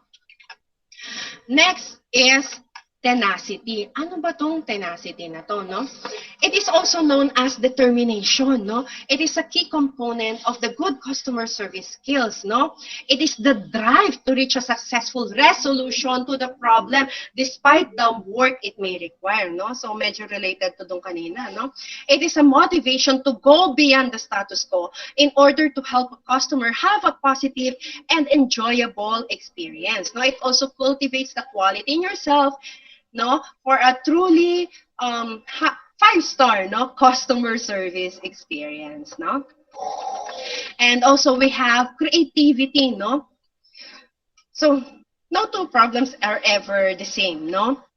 Kahit na medyo hawig yung problema nila, the process in solving that specific problem requires different steps, no?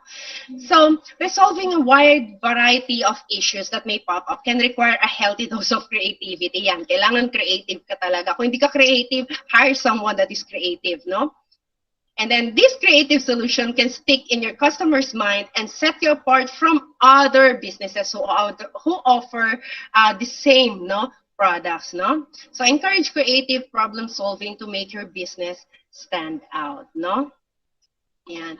Of course, being creative, yun din, kasama rin dun yung having a sense of humor, no? So, sense of humor can be used in diffusing a very sticky situation, no? Just make sure, no, that you are not laughing at the customer, no? Hindi yung tumatawa ka nga pero yung customer mo pala yung tinatawanan mo, no? Tapos kung halimbawa, nag-joke sila, oh, you can laugh along, di ba? Ganon. Hindi yung nag-joke si customer, nakatingin ka lang ng ganyan. Di ba? Di ba? No, parang sabi ni customer, ano ba naman to? Parang hindi naman masayang bumili dito. Ganon. And never ever insult the customer, no? Or make light of their situation, or be sarcastic, no? Tatawanan mo yung problema nila, no? No? Hindi ganong klaseng sense of humor, no? Okay, and then we have assertiveness. Now, what is assertiveness? No, it's taking control over the situation and doing what needs to be done in order to reach a successful conclusion, no? Ayon. Hindi, though assertive ka, it doesn't necessarily mean na lahat ng sasabihin ng customer ay ine-neglect mo, no? Try to be at least, no, on their side, no? Paramdam mo sa kanila, no, na naiintindihan mo kung anong problema nila, no? And also, do not show any negative behavior that can cause the customer to take offense, no? Assertiveness is being on the middle ground of the two extremes of being calm and being irate, no? Ayan. So just be in the middle, be assertive, no? And number 10 is persuasiveness, no? Paano to? Kung may complaint si customer, kaya lang yung gusto ni customer na ibigay sa kanya, halimbawa, for example, cellphone unit, no? Kaya lang obviously na nabagsak ni customer, pero gusto ni customer na palitan yung item niya.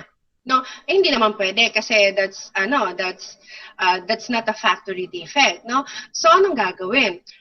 Sasabihin mo sa kanya na na change, rather fix lang, i-fix lang yung scratches na lalagyan ng leak fluid or something, no, to fix the scratches, no. And then having this power, no, of persuasiveness na parang mapapa-oo mo siya do sa decision mo without being harsh, no, without being too demanding, no. Yung making the customer understand also the situation, no, or the product conditions, no, in a very, very nice way, no? Ayan. So, gising pa ba kayo? Hopefully, dun sa first part, una pa lang yan ng 5, no? So, hopefully, may natutunan kayo daw, no? Next, ito, mas maikli na itong mga susunod, no? Know your customers, no? Who are your customers, no? Potential customers more likely to purchase from someone who takes the trouble to offer personal touch, no? Yung ikaw mismo, yung alam niya ikaw yung mag-aasikaso sa kanya, yung hindi ipapasa mo sa kung sino, kani-kanino, no? Kung sino unang kausap, yun din yung mag-aasikaso, no? So you should be able, no, to answer these key questions, no, when dealing or when knowing, no, your customer, no. You have to know what is the reason for purchasing your product or service, no. Bakit nila gusto 'yon? Para saan nila gagamitin, no? Para kanino, no? How often are they going to need to buy that product or to utilize the service, no? Can you be proactive with your outreach efforts around the time you know that they will purchase, no? Chances are the customer won't look somewhere else, no? Halimbawa, ang biniling product sa'yo ay tipas, hopya, for example. And nag-expire siya or yan, within 1 week, no? So, alam mo, mahilig si customer sa tipas, no? Bago pa mag 1 week, no? Ika-3rd day or 4th day pa lang, nagme-message ka na sa kanya na, oh, I have new products on hand, ganyan-ganyan. I can deliver this to you, ganyan-ganyan. So, titingin pa ba sa iba si customers? Hindi na, kasi nag-offer ka na. Andiyan ka na eh. Titingin pa ba ako sa iba? Hindi na. Di ba? Ayan. Next, who are they buying for, no? Para kanina yung binibili nila. Halimbawa, bumili ng moringa oil, for example. Para ba yung kay lola niya, kay mama niya? Anong sakit ba nila? Bakit kailangan gumamit ng ganon, no? So, anong way para gagawin mo para hindi na lumingon sa iba si customer, no? Your messaging and promotion, no? Ito yung gagamitin mong paraan, no? Magsisend ka sa kanya ng mga testimonials, no, from other customers, no, or from other users, no, na ito very effective yung product sa kanila, it just takes time, ganyan, hindi siya kaagad-agad na parang magic na i-effect, no. So with that, no, may encourage si customer na, ay oo nga, 1 bote pa lang yung binili ko, bibili ulit ako ng more bottles para makita ko talaga yung effect doon sa mama ko or sa lola ko, no. And then, no, where are they most likely to purchase, no? So, do they tend to purchase ba talaga online, sa online store mo, sa account mo, sa Shopee store mo, sa Lazada store mo, o do sa physical store mo? Ano ba talagang preferred ni customer? Bakit dito siya sa mga platforms na to bumibili? Bakit hindi sa physical store ko, no? So, anong meron? And with that, you can be creative, no, in promoting, no, or offering different strategies, no, para ma-attract ulit sa'yo si customer, no. Ayan, next. Ayan, samples and freebies. Ayan, we all love samples and freebies. Tama ba? Ayan, sinong mahilig dito sa samples and freebies? Ayan. Freebies is life, o, diba? Ayan. Minsan nga, kahit hindi ka pa customer sa isang store, no, or sa isang business, no, in order for them to attract you, they will give you freebies. May kita niyo to sa yung mga mamahaling mga soap stores dito sa may McKinley, sa may, ano ang pangalan ng mall doon? Sa Piazza, no? At saka dito sa may tabi ng Jayco, sa may market, di ba may store doon na maliit na nagbebenta ng mamahaling mga sabon, tigti 10,000 yata, parang mga ganon. So, in order for them to entice, no, or attract customers, ang gagawin nila, tatambay sila doon sa labas ng store nila, knowing, no, na mahal yung product nila. Ang gagawin nila, ay ma'am, may sabon po ako dito, may cream po ako dito, try natin sa inyo. Tapos yan, papakita sa, ay oo nga, nag-iba yung kulay, no, not knowing kung ano pang price, pero na-entice ka kagad sa product nila. So, ang gagawin mo, papasok ka na doon sa loob, sasama ka na, no? Tapos papatry na sa iyo yung iba't ibang products, ay maganda nga. Oh, kahit wala kang budget, nakabili ka. O, diba? That's the power of samples and freebies. Ayan. Pero class, no, hindi nyo kailangan, class talaga, ayan, guys, no, hindi nyo kailangan palaging gumastos, no, when it comes to freebies and samples, no.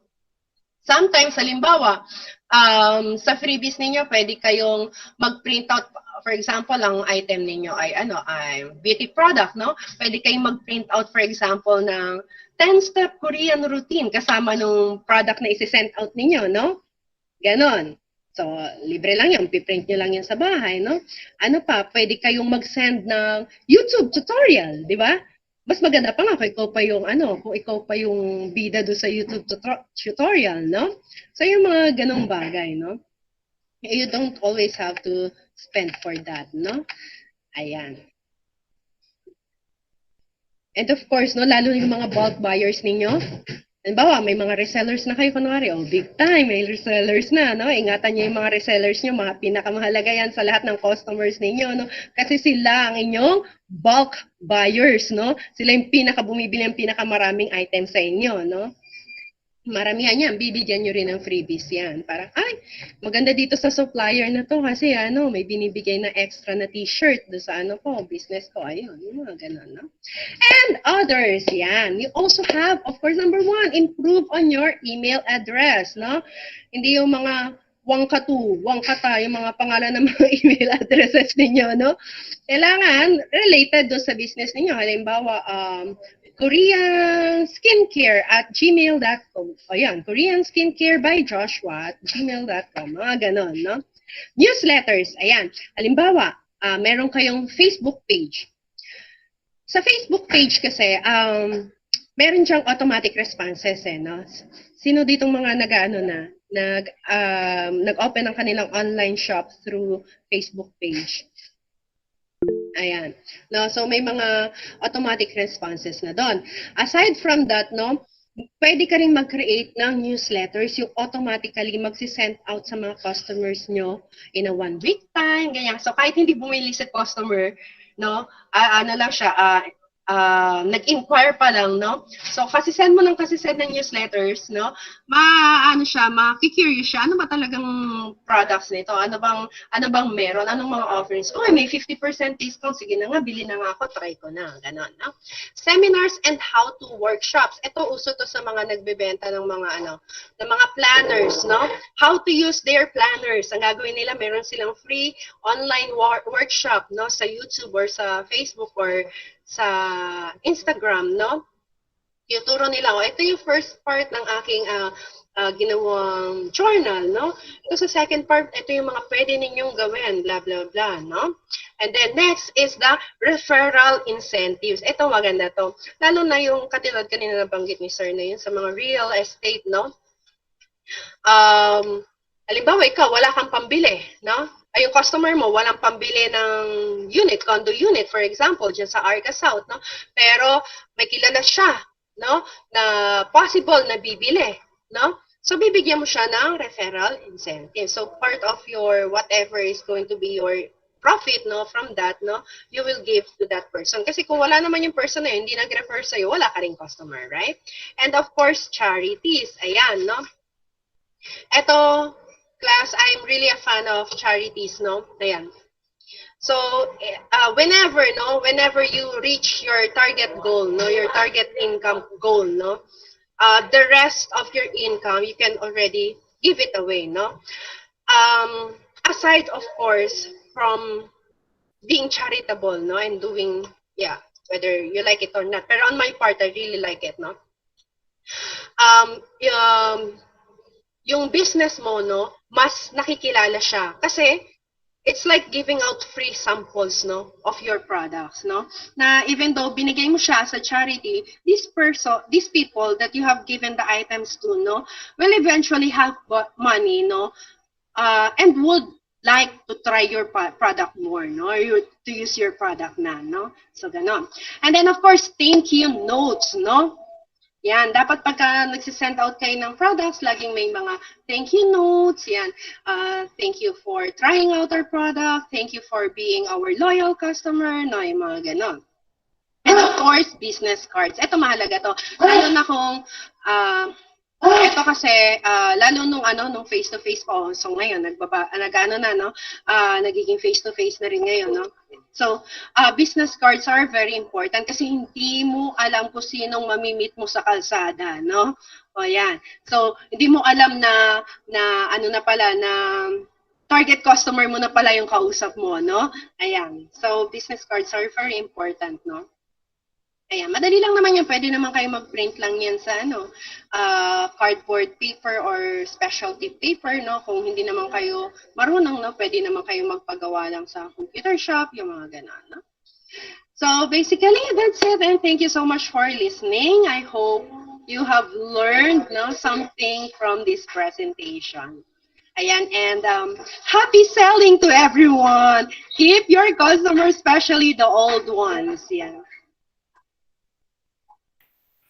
Thank you very much, Ma'am Karen, for that very informative discussion about on how we can grow our business and attract more customers. Nakakamiss din yung boses mo, Ma'am, pag nagkaklase ka. Char. Yes. So, may question pa po ba? May clarification? Partner, may natutuhan ka ba? Mga takeaways ko din natin yung accepting constructive criticisms, yung pag-sell ng quality products para sa customer service. Yes. And lahat naman tayo isang consumer kahit na nag-sell tayo, may binibili pa rin tayo, and sa mga binibili natin, may syempre kung masama yung dating sa atin ng service, mag-aano tayo sa product or sa service nila, and dapat naiintindihan din natin yung nararamdaman ng ating yung mga nag-aano sa atin ng nagfi-feedback, mga problems nila about our products. Kasi with that, sabi ni Ma'am, na pwedeng maging pwede yung maging instrument ng pag-grow ng business natin. And I'm sure we already have ideas on how and what we should do to grow our business and attract more customers when we start our own businesses. Now, before we go to our next topic, let us watch an intermission number from a member of Young Rising Entrepreneurs Club, Miss Jeline Get Daranya.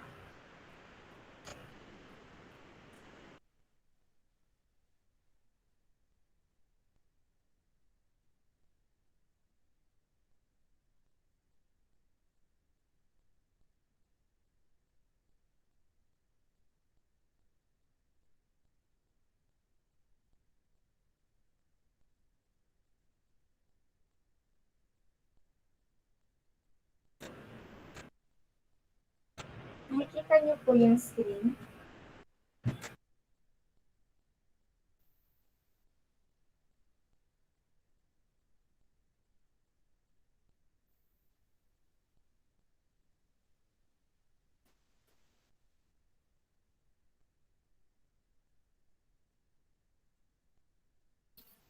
Ayan, okay na.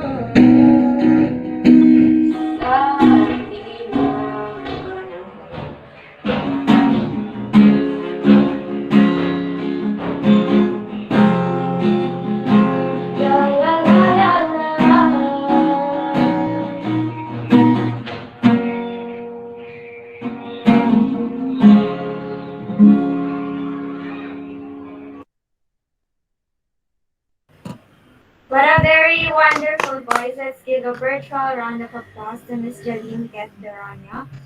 Now, let's move on to our next speaker and let us call Mr. Rolando T. Amistoso for the introduction of the third speaker. All right, thank you so much, Lovely and Joshua. For our next resource speaker, she took a Bachelor in Business Teacher Education, major in Business Technology at PUP Manila, and currently finishing thesis studies in Business Education at PUP College of Education Graduate School. She is an ABM Strand teacher in senior high school, teacher 2, a partnership focal person, work immersion coordinator for academic track at Bonifacio Camacho National High School. Let us welcome Miss Mary Jane C. Jimenez.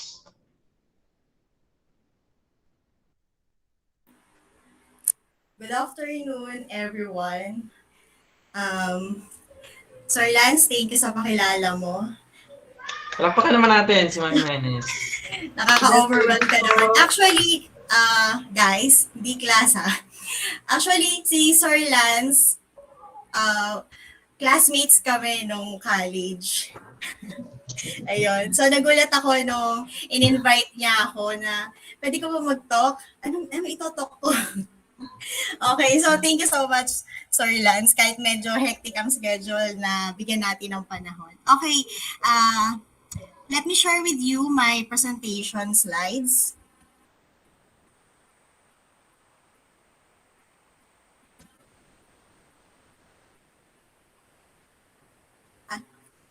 Pwede po ako mag-share? Yes po, mami. Ano mo na lang po. I-share mo na lang po. Okay. Paki-stop muna. Paki-stop sharing muna po. Okay, thank you.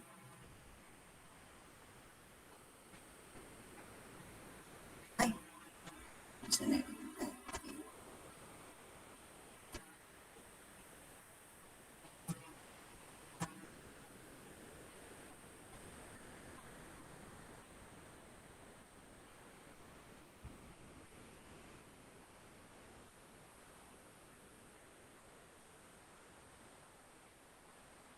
Okay, so our topic for this afternoon, last topic is how to start a business. So again, I'm Miss Mary Jane C. Jimenez and I'm currently teaching business subjects in ABM Strand. And yung Entrep ay isa sa mga subject namin ngayon sa senior high school. No? Kaya sana makapag-share ako ng mga ng mga nalalaman ko sa inyo. And I hope you learned a lot from this topic. So today, at the end of our topic, you will identify a problem, a need, or an opportunity.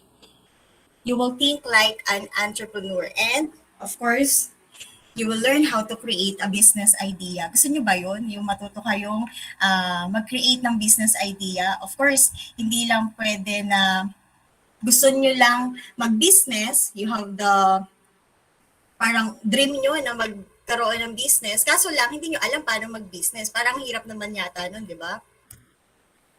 Okay. So, before we proceed, I want to give a trivia. So this is from businessworldonline.com, and this is about the top 6 Philippines richest in 2021. So familiar ba kayo sa kanila? Ito yung mga pinaka-mayayaman sa Pilipinas. And sa tingin ko yung iba sa inyo, kilala na sila, di ba? At dahil taga-Taguig kayo, malamang yung mga businesses nila ay around Taguig lang din, yung iba nilang mga businesses. Okay, so, top 1 ay yung mga C siblings. So, kung kilala nyo si Henry C, sino si Henry C? Diba? Siya yung may-ari ng SM. So, C siblings, yun yung mga anak niya.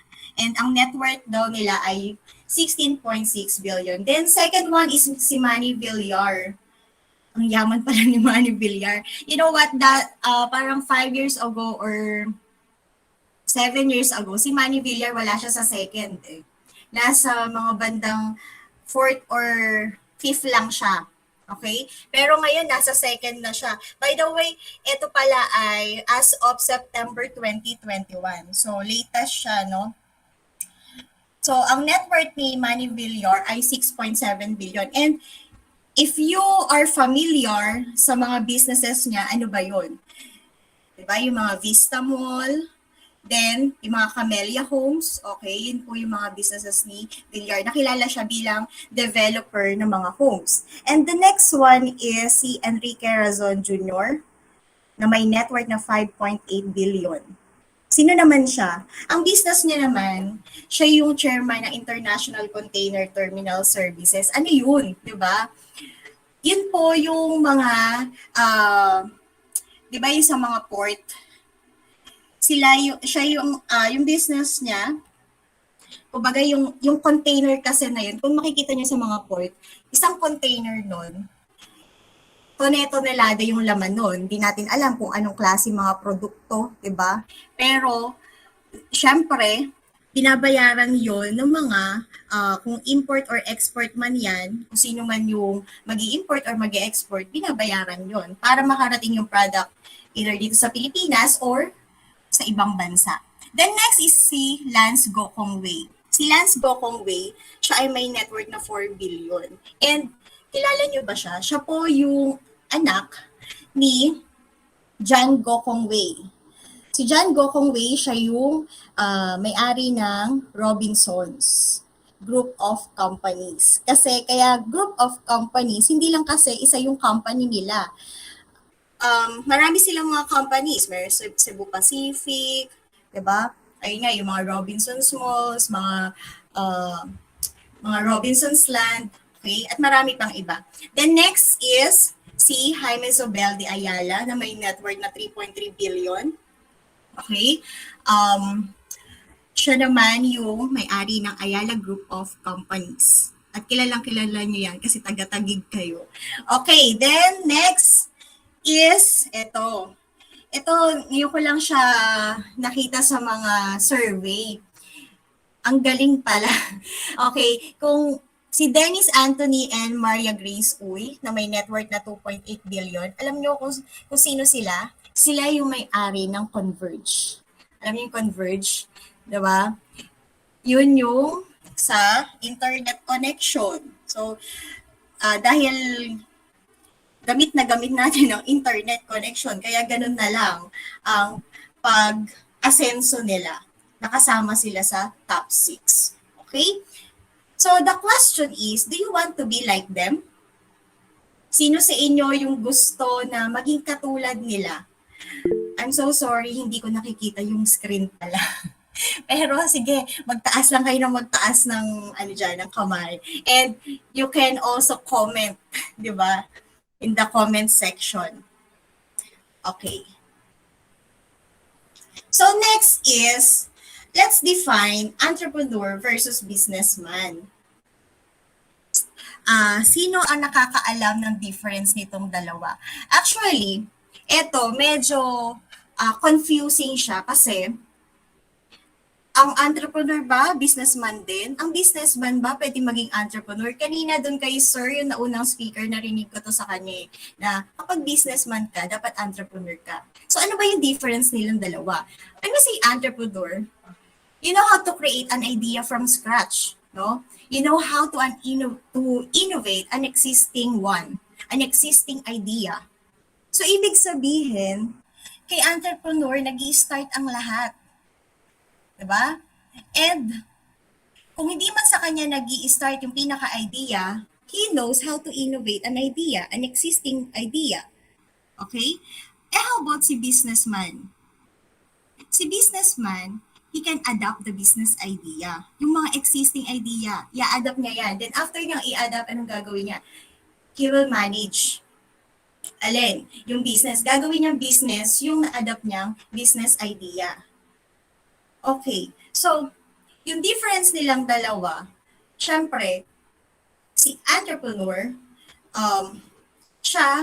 pwede siya mag-create ng idea, pwede siya mag-innovate ng idea, but at the same time, pwede siyang mag-manage ng business. 'Di ba? Kasi si entrepreneur dapat hindi lang din siya mag-stick dun sa pag-iisip ng idea, pag-create ng business idea, pag-create ng product.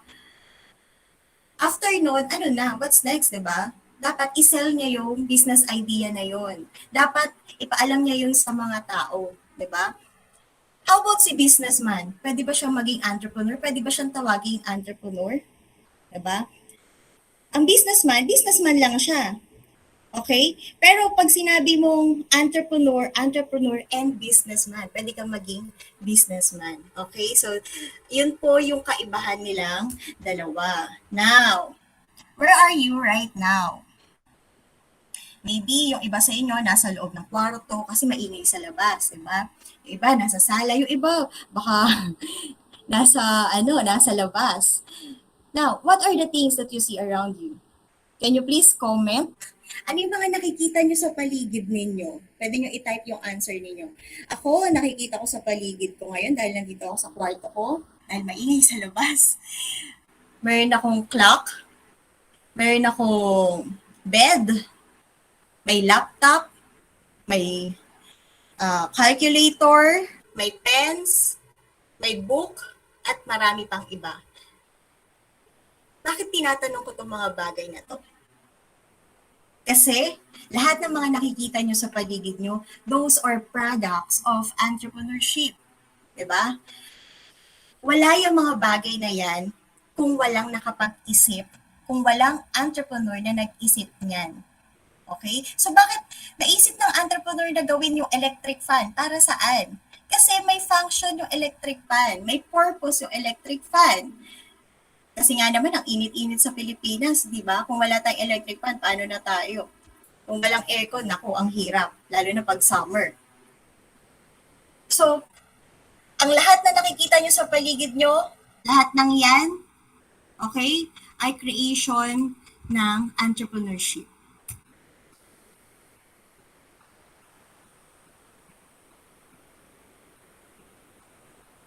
And it all starts with a business idea. So a business idea is a starting point for any current or future entrepreneur.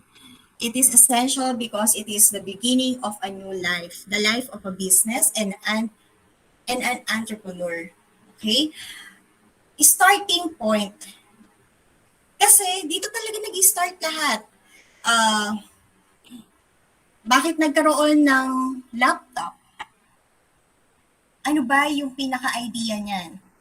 To communicate, diba? Bakit meron tayong internet connection?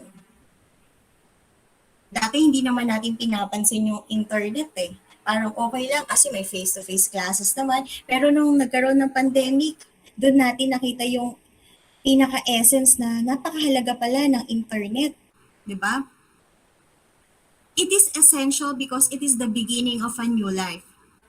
Kung ikaw ay isang tao na gusto mong mag-business, okay? Pag nag-start ka mag-business, you are starting a new life. Hindi lang life ng business, kundi life mo din, personally. Okay? So how to start a business? Eto na, hindi ko na patatagalin. No? Maging practical na tayo dito. By the way, yung mga ituturo ko sa inyo ngayon, ito rin yung tinuturo ko sa klase ko. And I hope na matututo talaga kayo at the end of this topic. So first, ano ba ang gagawin nyo? You need to identify. Ano ba yung i-identify namin, ma'am? You need to identify the problem, the need, and the opportunity. If you have paper with you, paper and pen, pwede nyo akong sabayan dito, pwede kayong mag-isip habang nagdi-discuss ako. Diba? Para kayo din, meron kayong ma-discover ngayong araw na to, ngayong oras na to. No? At the end ng topic natin na to, nakabuo na kayo ng business idea ninyo. Why not, diba? So first, identify nyo, ano ba yung problem sa paligid? Mayroon ako mga binigay na examples. So for example, ang problem natin ngayon, unable to go outside. Totoo naman eh, ang hirap-hirap lumabas. Diba? Lalo na nung kasalukuyan na kasagsagan ng pandemic. Diba? Ang hirap talaga lumabas, wala kang masakyan, ang daming harang sa daan. So, yun yung pinaka-problem ng mga tao, unable to go outside. How about the need? Ano ba yung pwede nating ma-identify na need natin?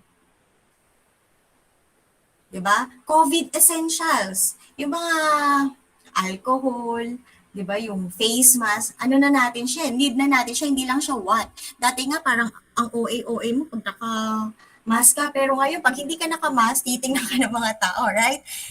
And next is, you can also identify an opportunity. Ang nilagay ko dito, boredom, totoo naman, 'di ba? Problem ba yun, yung boredom? Pero pwede siyang maging opportunity pala. Naging opportunity ko kasi to, and I will share later kung bakit naging opportunity ko yung boredom. So, yan. Diyan tayo mag-focus sa tatlo. Yan yung una nyong gagawin. Mag-identify kayo ng problem na naiisip nyo sa paligid nyo. Need. Opportunity na naiisip ninyo. Ano ba tong mga to? Okay, next. Second step is to think. Ano yung isipin nyo? You need to think of business ideas na applicable dun sa naisip ninyo na problem, need, or opportunity. Okay, dun tayo sa problem natin kanina. We have the problem unable to go outside. So, naisip ko dito na business idea 1 is homemade food delivery. Diba? Nauso to. Yung homemade food delivery. Na kahit lutong bahay lang, tapos i-post mo sa Facebook. Okay? Then, kuha ka ng orders, deliver mo. Basta meron kang tricycle. O kaya, kuha ka ng resellers.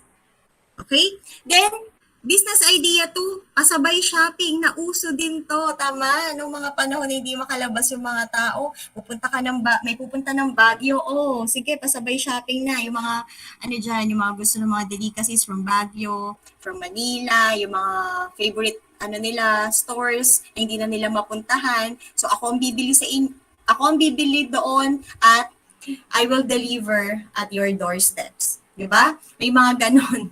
Then, home service. Dahil di ka makalabas, so pwede kang mag-isip ng business na home service. Marunong ka mag-manicure, pedicure, why not? Pwede kang mag-home service, marunong ka mag-nail art, diba? Mag-home service ka. Ano pa? Ano pa yung mga home service? Marunong kang mag-massage, no? Marunong kang maglinis ng bahay. Oh, bakit hindi mo gawing business yon? Ano pa ba? Marunong kang manahi. Bakit hindi mo gawing business yon? So, yan po yung mga 3 business ideas na naisip ko rin dito sa problem na unable to go outside. Baka meron pa kayo naiisip na pwedeng business idea dito sa problem na to. You can comment, no? Paki-comment po. Next. So, ang pangalawa natin ay need. So, ang need natin ay COVID essentials, di ba?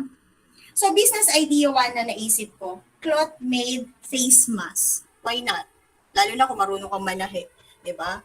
Yung mga high school students sa home economics subject nila, tinuturuan sila dyan.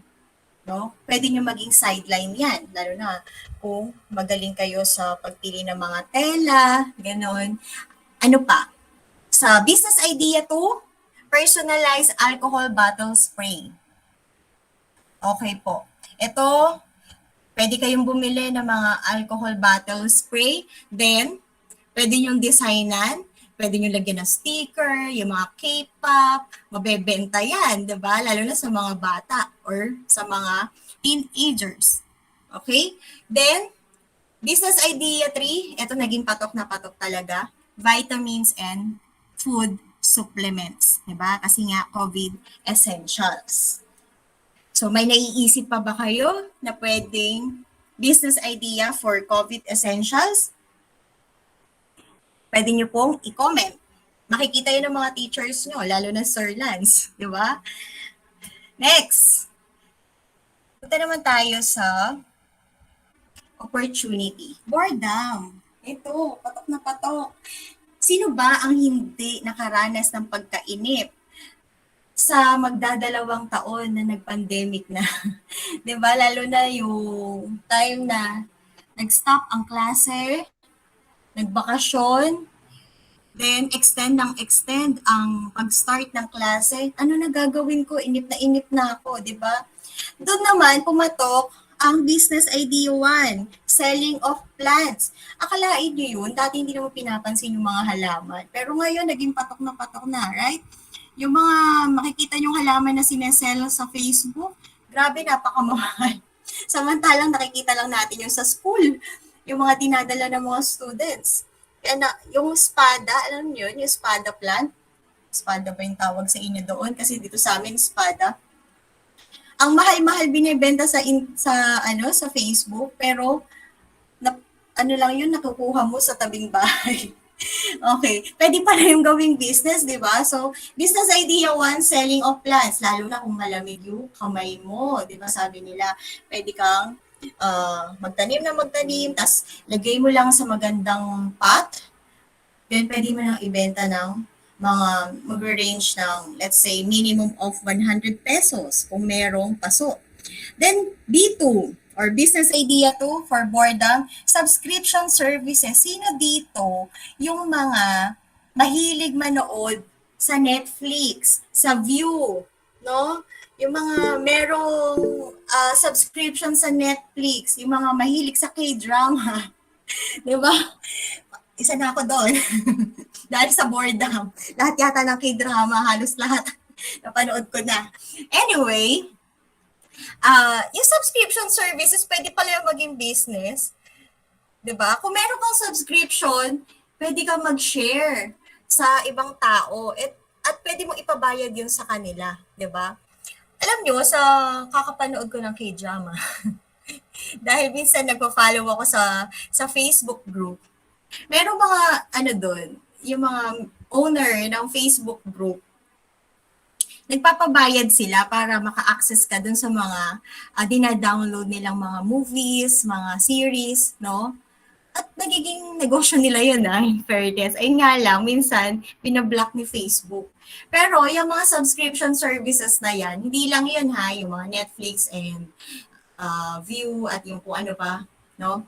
Pwede rin yung kung meron kayong subscription sa mga, let's say, mahilig kayong gumawa ng research, yung sa grammar, yung sa paraphrasing, mga app, or ano ba tawag doon? Basta yung mga ganon, no? Kasi meron mga may mga bayad din.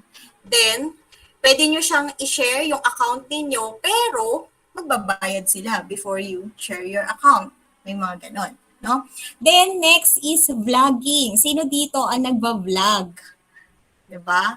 Ito usong-uso to. Lahat na lang vinlog. Matutulog na lang naka-vlog pa, 'di ba? Kakain na lang, susubo na lang ng kakainin, iba-vlog pa. Anyway, that's a trend kasi, 'di ba? So ang vlogging, paano siya pagkakitaan? No. Pwede kayong maging promotional or advertising agent. Halimbawa, maboka ka, magaling ka magsalita, mabulaklak ka magsalita. So, yung pagbablog mo, na pagkakitaan mo, kasi may mag-o-open ngayon ng business. So, naging partner kayo. Pwede ba ako nalang kuhanin mo para maging promodizer or advertising, agent, di ba? So, sa pagbablog mo, hindi ka lang nasiyahan, hindi ka lang nag-enjoy, kumita ka pa, di ba? At marami pang iba. Pwede ba kayong mag-isip ng ibang business idea na i-connect natin sa boredom? Alam ko marami pa kayong maiisip. At yung mga binigay ko, yung sa problem, na unable to go outside, yung sa need, na COVID essentials, at yung sa opportunity, nakita ko opportunity yung boredom. Ito po ay ilan lang sa mga pwede nating maisip. Marami pa kayong maiisip, you observe lang, no? Be an observant sa paligid ninyo, sa mga nangyayari sa paligid. Alam ko, marami kayong maiisip. Okay. Step 3, choose the best idea. Siyempre. So, nakaisip na kayo, hindi naman pwede lahat yun gawin yung business, di ba? Hindi naman pwedeng lahat yun, parang, kumbaga, limited lang din ang capital ninyo. So, syempre, isipin nyo, ano yung pasok sa kakayahan din ninyo. So, how will you choose the best idea? First, desire. ano ba yung desire mo? Ano ba yung gusto mong gawin? 'Di ba? Kasi pag hindi mo gusto yan, huwag mong gagawin. Pag napipilitan ka lang, huwag na. Okay? Dapat love mo yung ginagawa mo. Tulad nito, yung pag-share ko sa inyo about Entrep, I love Entrep, kaya ako sineshare, di ba? Kaya marami akong share kasi I love Entrep. So what is your desire? Ano ba yung iniisip mo lagi? Ano yung gusto mong mangyari? Di ba? Ano yung gusto mong gawin? Pangalawa, may skills ka ba patungkol doon? Halimbawa, yung paghahalaman. Eh baka naman, pag nagtatanim ka, namamatay yung halaman. Di ba? So, wag yun yung gagawin mong business. Eh, for example, may skill ka sa drawing or magaling ka sa mga editing ng mga pictures or whatsoever, 'di ba? So pwede mo maging ano 'yun, pwede magamit 'yon dun sa pangalawa nating business idea sa need, which is yung sa alcohol spray, yung sa bottle. So, pwede mo pagandahin yung alcohol spray na yun. Then, pwede mo siyang ibenta. Mag-print ka ng mga stickers na inedit mo sa mga applications. Then, pwede mo idikit doon. Benta mo na, di ba? Then, budget. May budget ka ba? Yun ang tanong. Para dun sa naiisip mong business idea. Alam nyo, class, hindi naman kailangan ng sobrang laking budget agad. Lahat naman nag-i-start sa maliit. 'Di ba? At hindi agad kumikita ng malaki. No? Sa pag-i-start ng business, lalo na kayo, student pa lang, pwede kayo mag-start sa maliit na budget. You have 500 pesos, 300 pesos with you. Why not? Pwede nyong i-start yan as your starting capital. No? Ang mahalaga lang talaga, may budget. Pero, merong mga business na kahit walang budget, kumikita. Ano yun? Kapag magaling kang magsalita. Alam niyo yun kung ano? Yung mga tinatawag nila kanina, yung mga referrals, yung mga speakers natin, nabanggit nila yun, yung mga referral, no? Pag magaling kang mag-talk, magaling kang makipag-communicate sa tao, pwede mo maging business yon, no? Ikaw yung middleman sa business. Parang ikaw yung kakausap dun sa pinaka-consumer. O yung mga resellers, di ba? Yan, pwede rin yon. Ngayon na student kayo, pwede nyo gawin yun. At nakita ko kanina may mga nagko-comment, resellers sila. Next is, how to choose the best idea. Siyempre, nasa trend ba yan? Di ba? Kasi, yung mga tao, mahirap i-convince yan minsan kapag tingin nila, hindi sila in. 'Di ba? So, dapat nasa trend. Next is partners. Madali kasing mag-business kapag meron kang katulong, may kasama ka. Pero pwede ka rin naman mag-start ng isa ka lang. Pero again, pag lumalaki na yung business mo, hindi pwedeng isa ka lang. No? Kasi mahirap talaga. Dahil kailangan mo ng manpower. O nasabi rin yan kanina, kung nakikinig kayo, di ba? At yung partners na to, hindi lang partners sa business mo inside, but also outside. Yung mga suppliers mo, may mga magiging supplier ka ba? Halimbawa, gusto mo ang business mo ay, ayun, doon tayo sa alcohol spray. May pagkukuhanan ka ba ng murang alcohol spray bottle? 'Di ba? Kailangan kasi naiisip mo agad yon kung gusto mo mag-start ng business. 'Di ba? Dapat alam mo kung sino yung magiging supplier mo. No? At pag may supplier ka, madali na lang din yun. Okay? So, after step 3, choose the best idea, ano ang susunod? You have a business idea, so what's next? You need to do. Okay, I want to share with you these pictures kasi ito yung mga students ko. They are my students way back 2019, bago mag-pandemic. Sila yung mga hindi graduate. Sila yung mga hindi nakatikim ng graduation na totoong graduation. Sila yung last batch. Well, bakit ko sinishare to sa inyo ngayon? Kasi after nyo mag-create ng business idea, kailangan nyo mag-take action. No? And yung mga sa klase namin, sa Entrep, kasi nung face-to-face pa, ano ako ang isa sa mga requirement ko ay bazaar. Nagbabazar kami sa school, sa plaza, no? At gumagawa sila ng mga booth nila. So kung makikita nyo yan, may booth sila. At ano po yan, hindi lang yan ABM students. Halo-halo yan Merong STEM, may UMS, no? Yung mga handle ko na klase. Kasi nga, Entrep is an applied subject, di ba? So lahat ng strand ay may Entrep subject. Okay? Then, eto pa. Okay? Yun. Then, next. Okay, so I want to share with you my simple business nung pandemic. Nung pandemic lang kasi dahil ngayon, nagtuturo na ulit, ang hirap i-manage.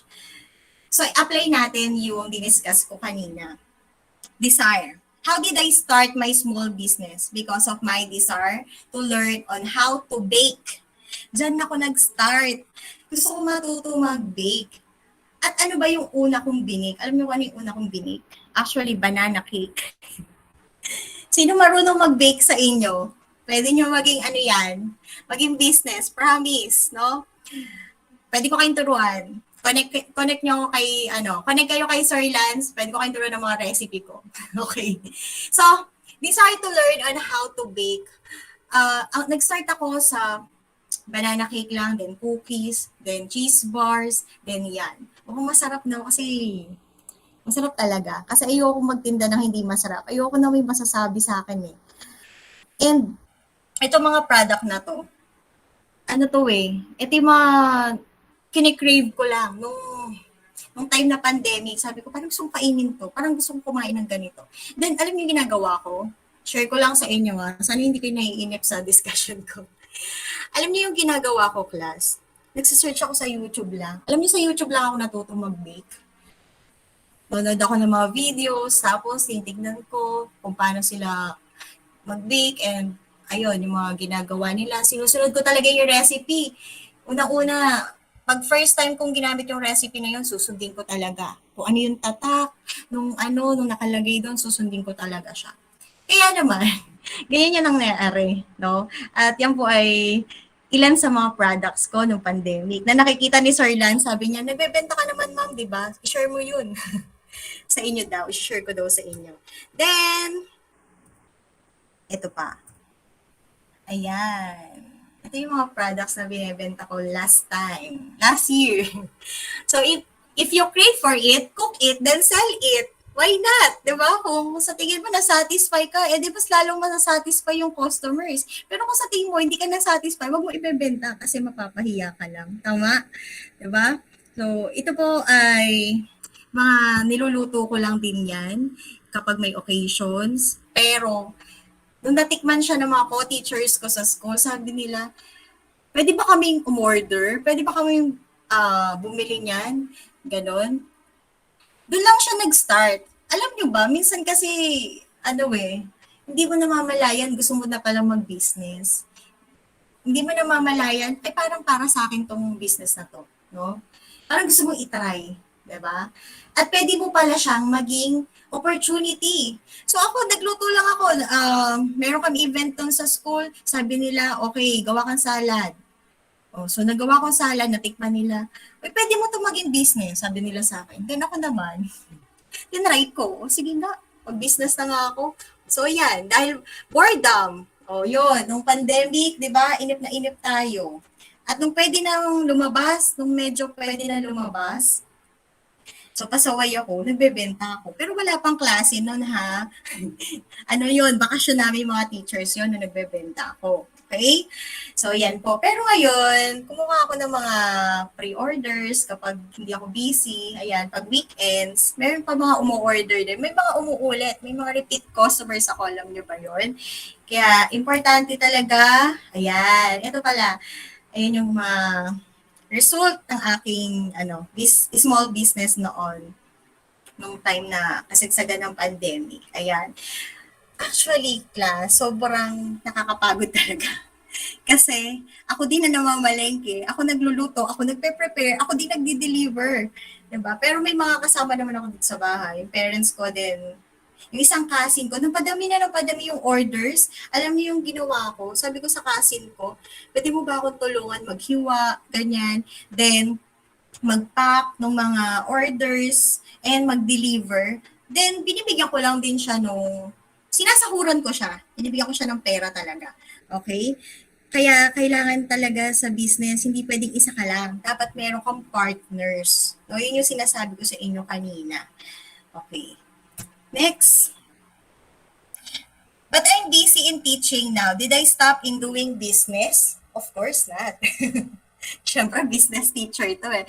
Dapat di ka nag-i-stop. Dapat nag-iisip ka ng mga pwede mong pagkakitaan. Diba? So, ano ba yung business ko ngayon? Siguro nagtataka kayo. Itong si ma'am, ang dami-dami ng mga naiisip, diba? Ganun talaga. Kapag entrepreneur teacher, syempre dapat ginagawa mo kung ano yung tinuturo mo, di ba? Paano kayo maniniwala sa amin kung hindi kami nagbi-business? O, paano kami makakapag-share kung hindi namin ginagawa yung mga tinuturo namin? Okay, so ang business ko ngayon na gusto ko i-share sa inyo na pwede nyo rin gawin as a student is loading business. Okay. Sino sa inyo ang may PayMaya, may GCash, may coins.ph? Okay. Alam niyo ba na pwede nyo gawing business yon at napakadali lang kasi kung may valid ID naman kayo, i-accept naman nila kayo dun sa mga online wallet platforms na yon, no? At kung i-explore nyo yung mga online wallet na yon, marami kayong pwedeng pagkakitaan. Paano ko nasabi yon? Unang-una, yun na ginagamit ko sa loading business ko. So, ginagamit ko ay PayMaya tsaka coins.ph. Sa PayMaya, wala kasi akong GCash kasi na-block yung number ko doon. Dati kasi di ba nung nag-start ang GCash, di ko alam na ano pala yun, online wallet. So madami nagkalat dati sa Messenger. So parang nakalimutan ko na yung yung password ko sa GCash. So lumipat ako ng PayMaya. So sa PayMaya, maganda yung offer nila kasi may cashback. Hindi ako nagpo-promote hindi nila ako binabayaran. Pero gusto ko lang i-share sa inyo kasi pwede nyo talaga siya maging business, no? Sa PayMaya may cashback. Halimbawa, ang load ay nag-load ng 30 pesos, parang ang ikakaltas sa'yo ay nasa 28.5, ganyan. So, 1.5 yung kita, parang gano'n. Pero mas malaki sa coins.ph kasi 10%. Pero hindi siya cashback. Reward points yung niya. Pero, bakit kayo kikita? Siyempre, aside dun sa bibili nilang load, tutubuan nyo pa yun, syempre, di ba? Halimbawa, 30 pesos load. Ako nga, plus 3 pesos ako dun eh. So, di ba, magkano kinita ko? Di ba, parang 4 pesos or 4.50 sa 30 pesos. Di ba? Paano kung marami naglo-load sa isang araw? Di ba? May tindahan kasi ang parents ko. So, isa yun sa source ko ng customers. At isa pa, meron pa akong ginawang strategy. Alam nyo kung ano. So, nakipag-partner ako dun sa cousin ko na may tindahan din. Hindi siya naglo-load. Sabi ko, i-chat mo sa akin yung mga naglo-load. Tapos, bibigyan kita ng discount.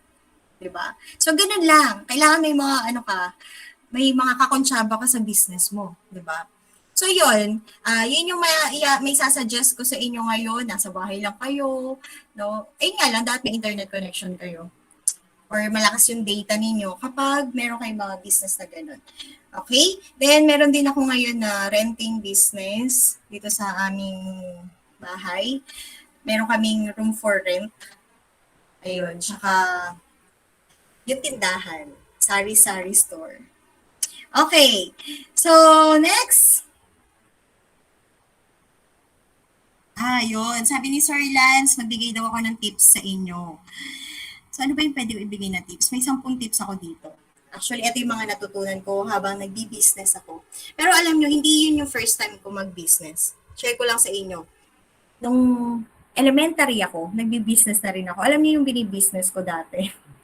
Nagtitinda ako ng stick o sa loob ng classroom. Sino nakaka-relate? Nagtitinda rin ako ng stationery. Alam niyo nung panahon namin kasi nung elementary kami, uso-uso pa nun yung stationery, tapos may sulatan-sulatan pa nun sa mga classmate mo, sa crush mo, ganun. So, ano ginagawa namin? Yung mga classmates ko nagbebenta ng stationery. So, yun. Merong mga buwibili naman. Paganda ng stationery. May mga cartoon characters. Then, high school na itong ginawa ko. Wala yata akong ginawang business nun. Wala. Masipag ako mag-aral nun eh. Nung college, ayun. Kasi, hindi po ako hindi po ako from Manila. I'm from Bataan. No? Nung college kami ni Sir Lan sa PUP Manila. Nagbo-board ako noon. So, sa boarding house, nagbebenta ako ng ng grocery. ng mga kape, ng mga tinapay, biscuit, pansit canton, no, sa loob ng kwarto namin sa boarding house. Okay. Kasi yun eh, ang tawag ba doon? Isang room kami tapos, ayun, bed spacer. So, sa isang room, marami kami. Para nasa 10 yata kami doon sa isang malaking room. Then, honesty store ang ginawa ko. Kasi yung mga boardmates ko noon, lang sila eh. Lagi silang bumababa dun sa namin, sa boarding house. Tapos bibili pa sa tindahan sa labas. Sabi nila, magtinda ka nga, sabi ng mga boardmates ko. Tapos, lagay mo na lang dyan, tapos maglagay ka ng lalagyanan ng pera. Honesty store nga. Ayun naman, so kumikita naman ako that time. Tapos, eto na nga, teacher na ako. Sideline lang, guys. Kayo pwede nyo rin gawin yan. Siguro, pag wala na ako sa teaching, or pag medyo nakaluwag-luwag na ako, actually, ang talagang aim ko na business is apartment. Kasi, yun eh, ang apartment, low maintenance. Alam nyo, tips ko, isa rin sa mga tips ko pala is, mag-isipin ng business na low maintenance, no? Yung pangmatagalan. Yung hindi masyadong lagi kayong gumagastos. Okay? So, ito po yung mga tips ko. 10 ito, pero huwag kayo maiinip, please lang. Gagawin ko lang ito mabilis. Una, syempre, tiwala at lakas ng loob. Tinagalog ko na yung iba kasi parang mas ramdam na ramdam nyo. Okay, tiwala at lakas ng loob kasi sino tutulong sa'yo? Yung ibang tao, di ba? Hindi. Yung sarili mo, dapat unang-una, ikaw mismo, malakas ang loob mo at may tiwala ka sa sarili mo. Kasi hindi ka pagkakatiwalaan ng ibang tao kung nararamdaman nila na wala kang tiwala sa ginagawa mo. Okay? So, parang product lang yan eh. Dapat ikaw mismo, convinced ka na yung product mo ay masarap. Halimbawa, food yan. Masarap yung product ko. Tiwala ako sa product ko. At doon mo palang mako-convince yung customers na masarap nga, di ba? Ano nga yan? Affordable, kayang-kaya, at worth buying. Okay? At syempre, kasama niyan is that malakas loob mo. Ibang term sa lakas ng loob ay makapal ang mukha. Okay? Hindi yun sa negative side ha. Positive side yun. Yung pagiging makapal ang mukha. Next is handang mapagod. Ikaw ba? Handa ka bang mapagod? Gusto mag-business pero ayoko mapagod. No, gusto ko lagi lang ako nakahiga, lagi lang ako nanonood ng K-drama. Hindi pwede. Huwag kang mag-business kung ganun yung mindset mo. No? So, pag nag-start ka mag-business, dapat handa ka mapagod. Then next, na gusto ko i-share sa inyo, narinig ko na rin kanina sa mga speakers natin, quality first. Guys, please don't compromise quality over quantity. Madami nga yan, mura nga yan, pero hindi naman masarap, di ba? Grabe. So, please, wag niyong hahayaan na may masabi. Kumbaga, wag niyong hahayaan na laging may masasabing hindi maganda sa ginagawa niyong business or sa binebenta niyong products, no? Wag niyo pong dadayain ang customer kasi alam ng customer kung dinadaya niyo sila. The next is resourcefulness or being resourceful. Nung time na nagluluto ako, nagbi-business ako, alam nyo ba, minsan hindi ko naman na sinusunod yung mga nandun sa recipe. Pag wala tong ingredient na to, nag-iisip ako ng ibang ingredient na pwedeng suswak dun sa recipe na nakuha ko. No? Then next is time management. kapag nag-business ka, willing kang i-give up yung mga gala mo, willing kang i-give up yung mga ibang hobbies mo, willing kang i-give up yung time mo for your barkada. 'Di ba? Pag nag-business ka, you need to manage your time properly. Kasi talagang kakainin yung oras mo. Willing ka ba na magising ng maaga? Willing ka ba na mapuyat? Diba? Ganun kasi sa business. Kailangan talaga sacrifice. Then next is handang maghintay. Hindi lang yung ex mo yung hinihintay mo. Diba? Okay. Handang maghintay in terms of customers. Huwag kang maiinip. Pag halimbawa, ano ba yan? Walang umu-order, walang bumibili sa akin. Diba? Ang tumal-tumal naman. Guys, sa business, hindi laging happy. Hindi laging ang tawag dito, hindi laging maraming customers. Sa business, i-expect mo na may time or may days na mahina talaga. May days na sobrang lakas naman, sobrang dami naman ng customers. At na-experience ko yun nung nagpapa-order ako. Parang sabi ko nun, ano ba yan? Napa-order ko na silang lahat. O-order pa kaya sila ulit? Tapos feeling ko nun, ang kulit-kulit ko na kasi talaga nag-PPM ako ng mga kakilala ko. No? Talagang ano ko dahil nga sabik ka, at alam mo, convinced ka doon sa product mo, alam mo hindi ka mapapahiya. Okay? So, dapat willing po tayong maghintay. Huwag kayong maiinip, no? Kung minsan konti ang customers. Then next is, willing to accept suggestions and feedbacks. Narinig ko na rin to kanina. Alam nyo, yung mga suggestions, it will help you to improve your product, your service. No? It will help you to upgrade your product. No? Huwag kayong maiinis sa mga feedbacks nila. Alam niyo nung time na nagbi-business nga din ako, yung mga customers na umorder sa akin, mini-message ko sila, tinatanong ko sila, ako mismo yung nagtatanong ano yung feedback nila dun sa product ko. No? So dapat magkaroon tayo ng ganong mindset na willing tayo mag-accept ng feedback. The next is, dapat marunong kang makisama. Kanina may binanggit na networking. Alam nyo, ang business, kailangan talaga marami kang kakilala. Pag marami kang kakilala, dun papasok yung minsan hindi mo na kailangan mag-isip ng mga promotional strategies na sobrang gagastos ka kasi word of mouth pa lang ng mga kakilala mo, winner na winner ka na, di ba? Then next is marunong mag-compute. Sino sa inyo ang marunong ng basic accounting? O paturo kayo sa mga ABM teachers nyo. Okay. So, marunong mag-compute, plus minus, divide, multiply, di ba?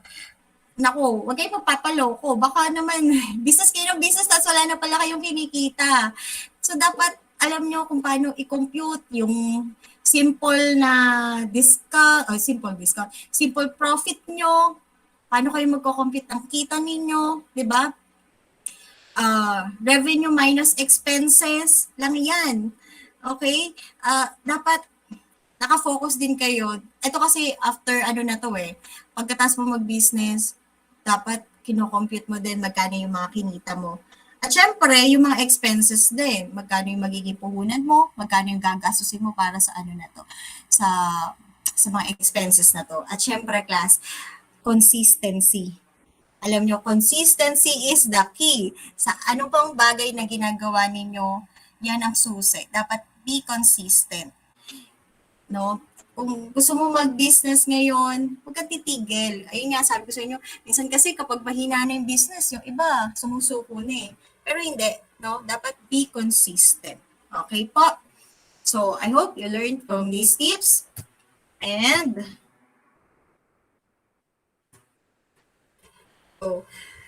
before I end my presentation, I want to share with you Bible verse from Proverbs chapter 16 verse 3. Sabi dito, commit to the Lord whatever you do and He will establish your plans. You know what? In everything na gagawin ninyo sa business ninyo, kung gusto niyo mag-start na ngayon ng business, no? Commit it to the Lord. Pray for it, diba? Hindi niyo yan kaya eh.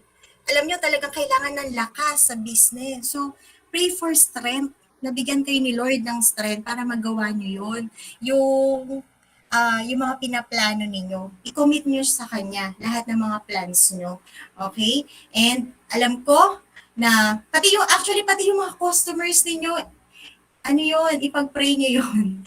Kasi nothing is impossible with God, right?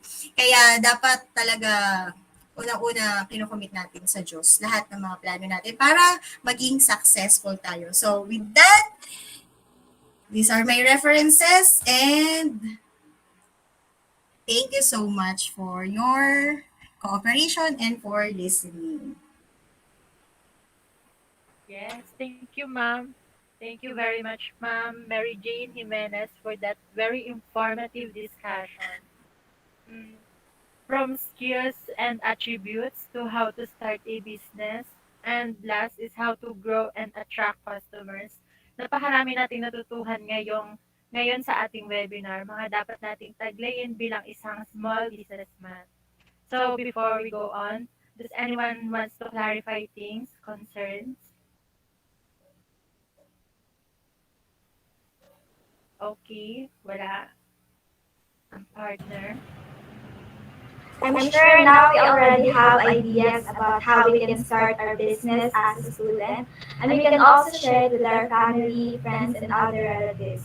As an aspiring entrepreneur, I really learned a lot in today's webinar, and I also take notes so that I can review it again later or when I already start my own business. Now, if you have friends, relatives, or acquaintances that want to have a background in entrepreneurship, like how to start a business, the skills and attributes you need to enhance, and how you can attract customers and other business tips, you can share the Facebook Live or the YouTube Live later. Then you can share what you've learned to them.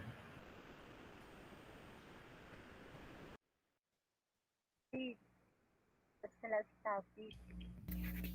So now let's call our club advisors for awarding of certificates for our resource speakers. Okay, thank you so much, Lovely and Joshua, no? So may I ask si Ramos to share the screen? Okay, so again, good afternoon, everyone. So together with Sir Lance Amistoso, no, allow us to present the certificate to our resource speakers this afternoon. Kindly, share the screen for the certificate.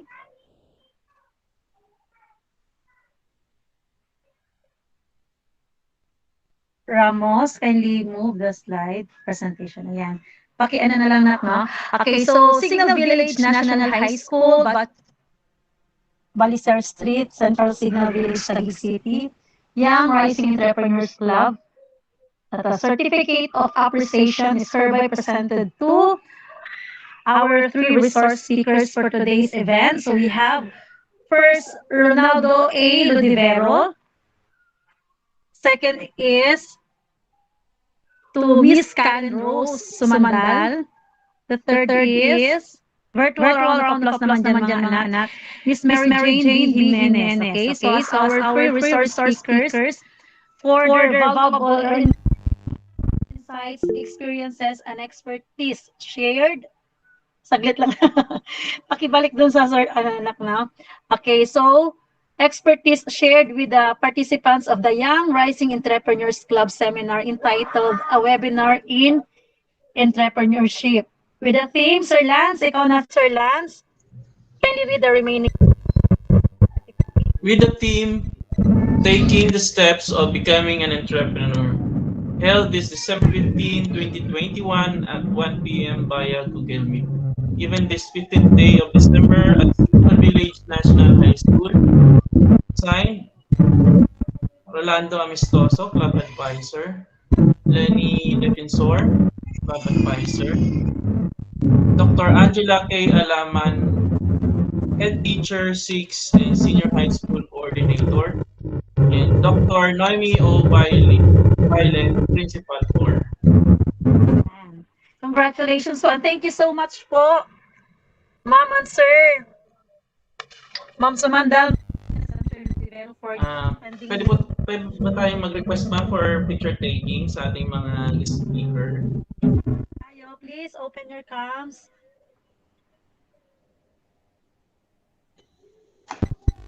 Ayan,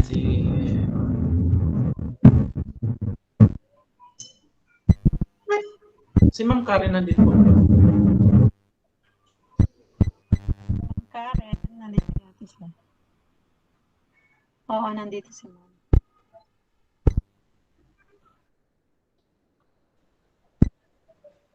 Ayan. Ready? 1, 2, 3.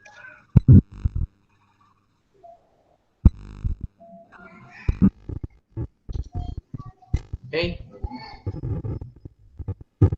Yeah, thank you. Thank you, Mr. Rolando Anistosa and Ma'am Lenny Defensor for the certification. Now, for the closing remarks, let us call the President of Young Rising Entrepreneurs Club, Mr. Adrian Pagkaliwag.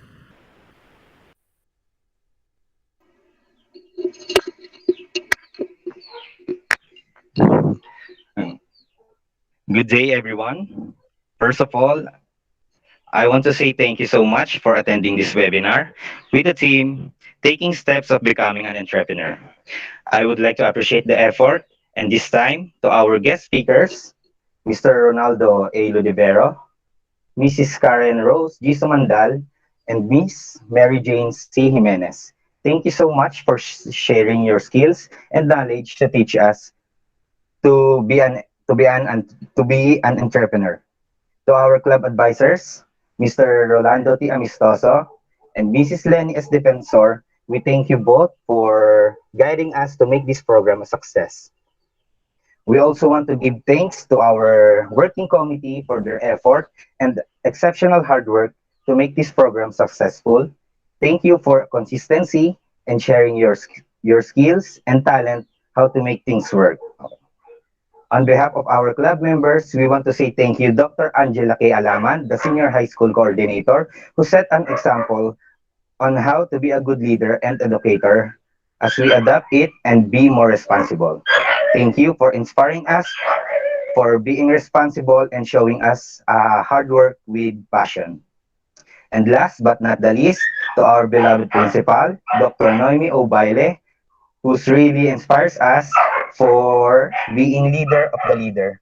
We want to thank you and express our gratitude as a student and also of being a leader as well. I hope this webinar is not just about sharing ideas, but we can also imprint them in our minds. But those learnings must put into action with dedication and passion to our future someday. I would like to express my appreciation to all the participants, speakers, staffs, committee, senior high school coordinator, Dr. Angela K. Alaman, for taking up of your busy schedule to attend this webinar. Again, I would like to close my remarks and officially announce the end of this webinar. Again, I am Adrian L. Pagkaliwagan, the President of Young Rising Entrepreneurs Club. We are young but rising as one. Thank you, Mr. Adrian Pagkaliwagan.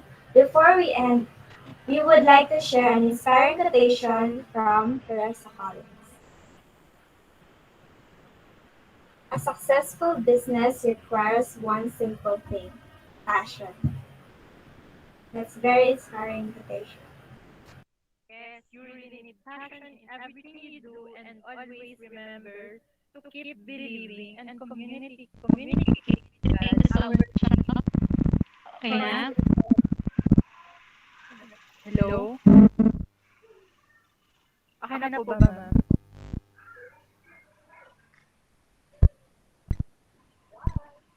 Is that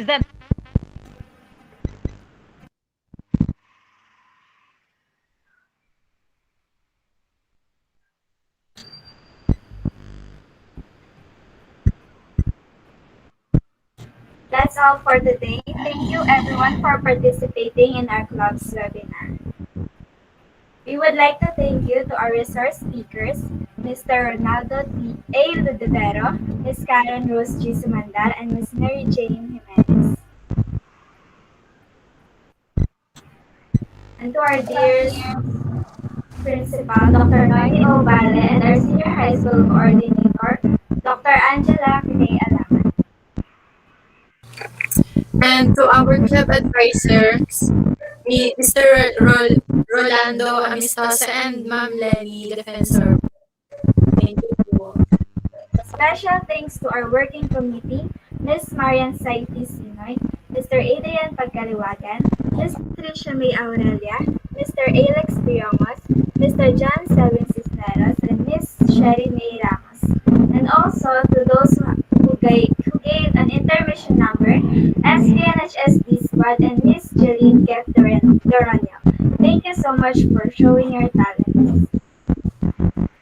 And last but not the least, thank you to all the participants who joined our webinar and stayed with us until the very end. Thank you po to those who are in Google Meet and Facebook, YouTube, or the ones watching the replay. Thank you for your cooperation. We hope that you've learned a lot from our webinar as much as we do or more. And we also hope that you can use this knowledge to start your own business and be a successful entrepreneur. Thank you again. And once again, I'm Joshua De Los Santos. And I am Lovely Ashotin Sabado. We are young and rising as well. Thank you po. Thank you so much. Thank you so much. Thank you sa lahat. Thank you po. Thank you. Thank you so much, officers. Congrats, natapos din natin yung webinar na Karen, thank you so much. Thank you po sa speakers. Thank you po.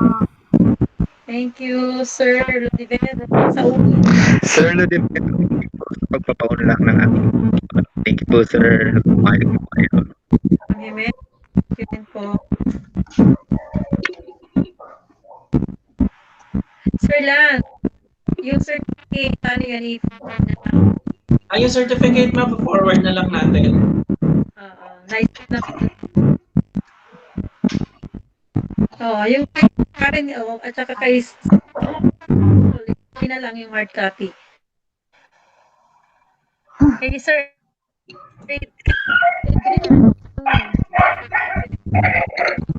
Yes po, ma'am. Yes po. Meron naman yung slot. So, for the evaluation na tayo, ano, Sir Lan? Sa evaluation na lang, sagutan na. Yung evaluation natin, nasa GC natin. Nasa GC na yun. Ang haba, pala tayo ng clock. 1 to 3 lang po yung schedule.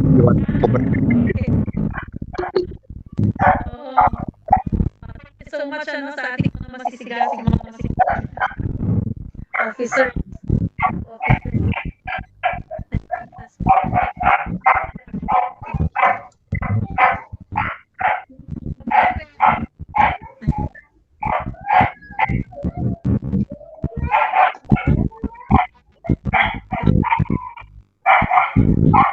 Thank you so much po.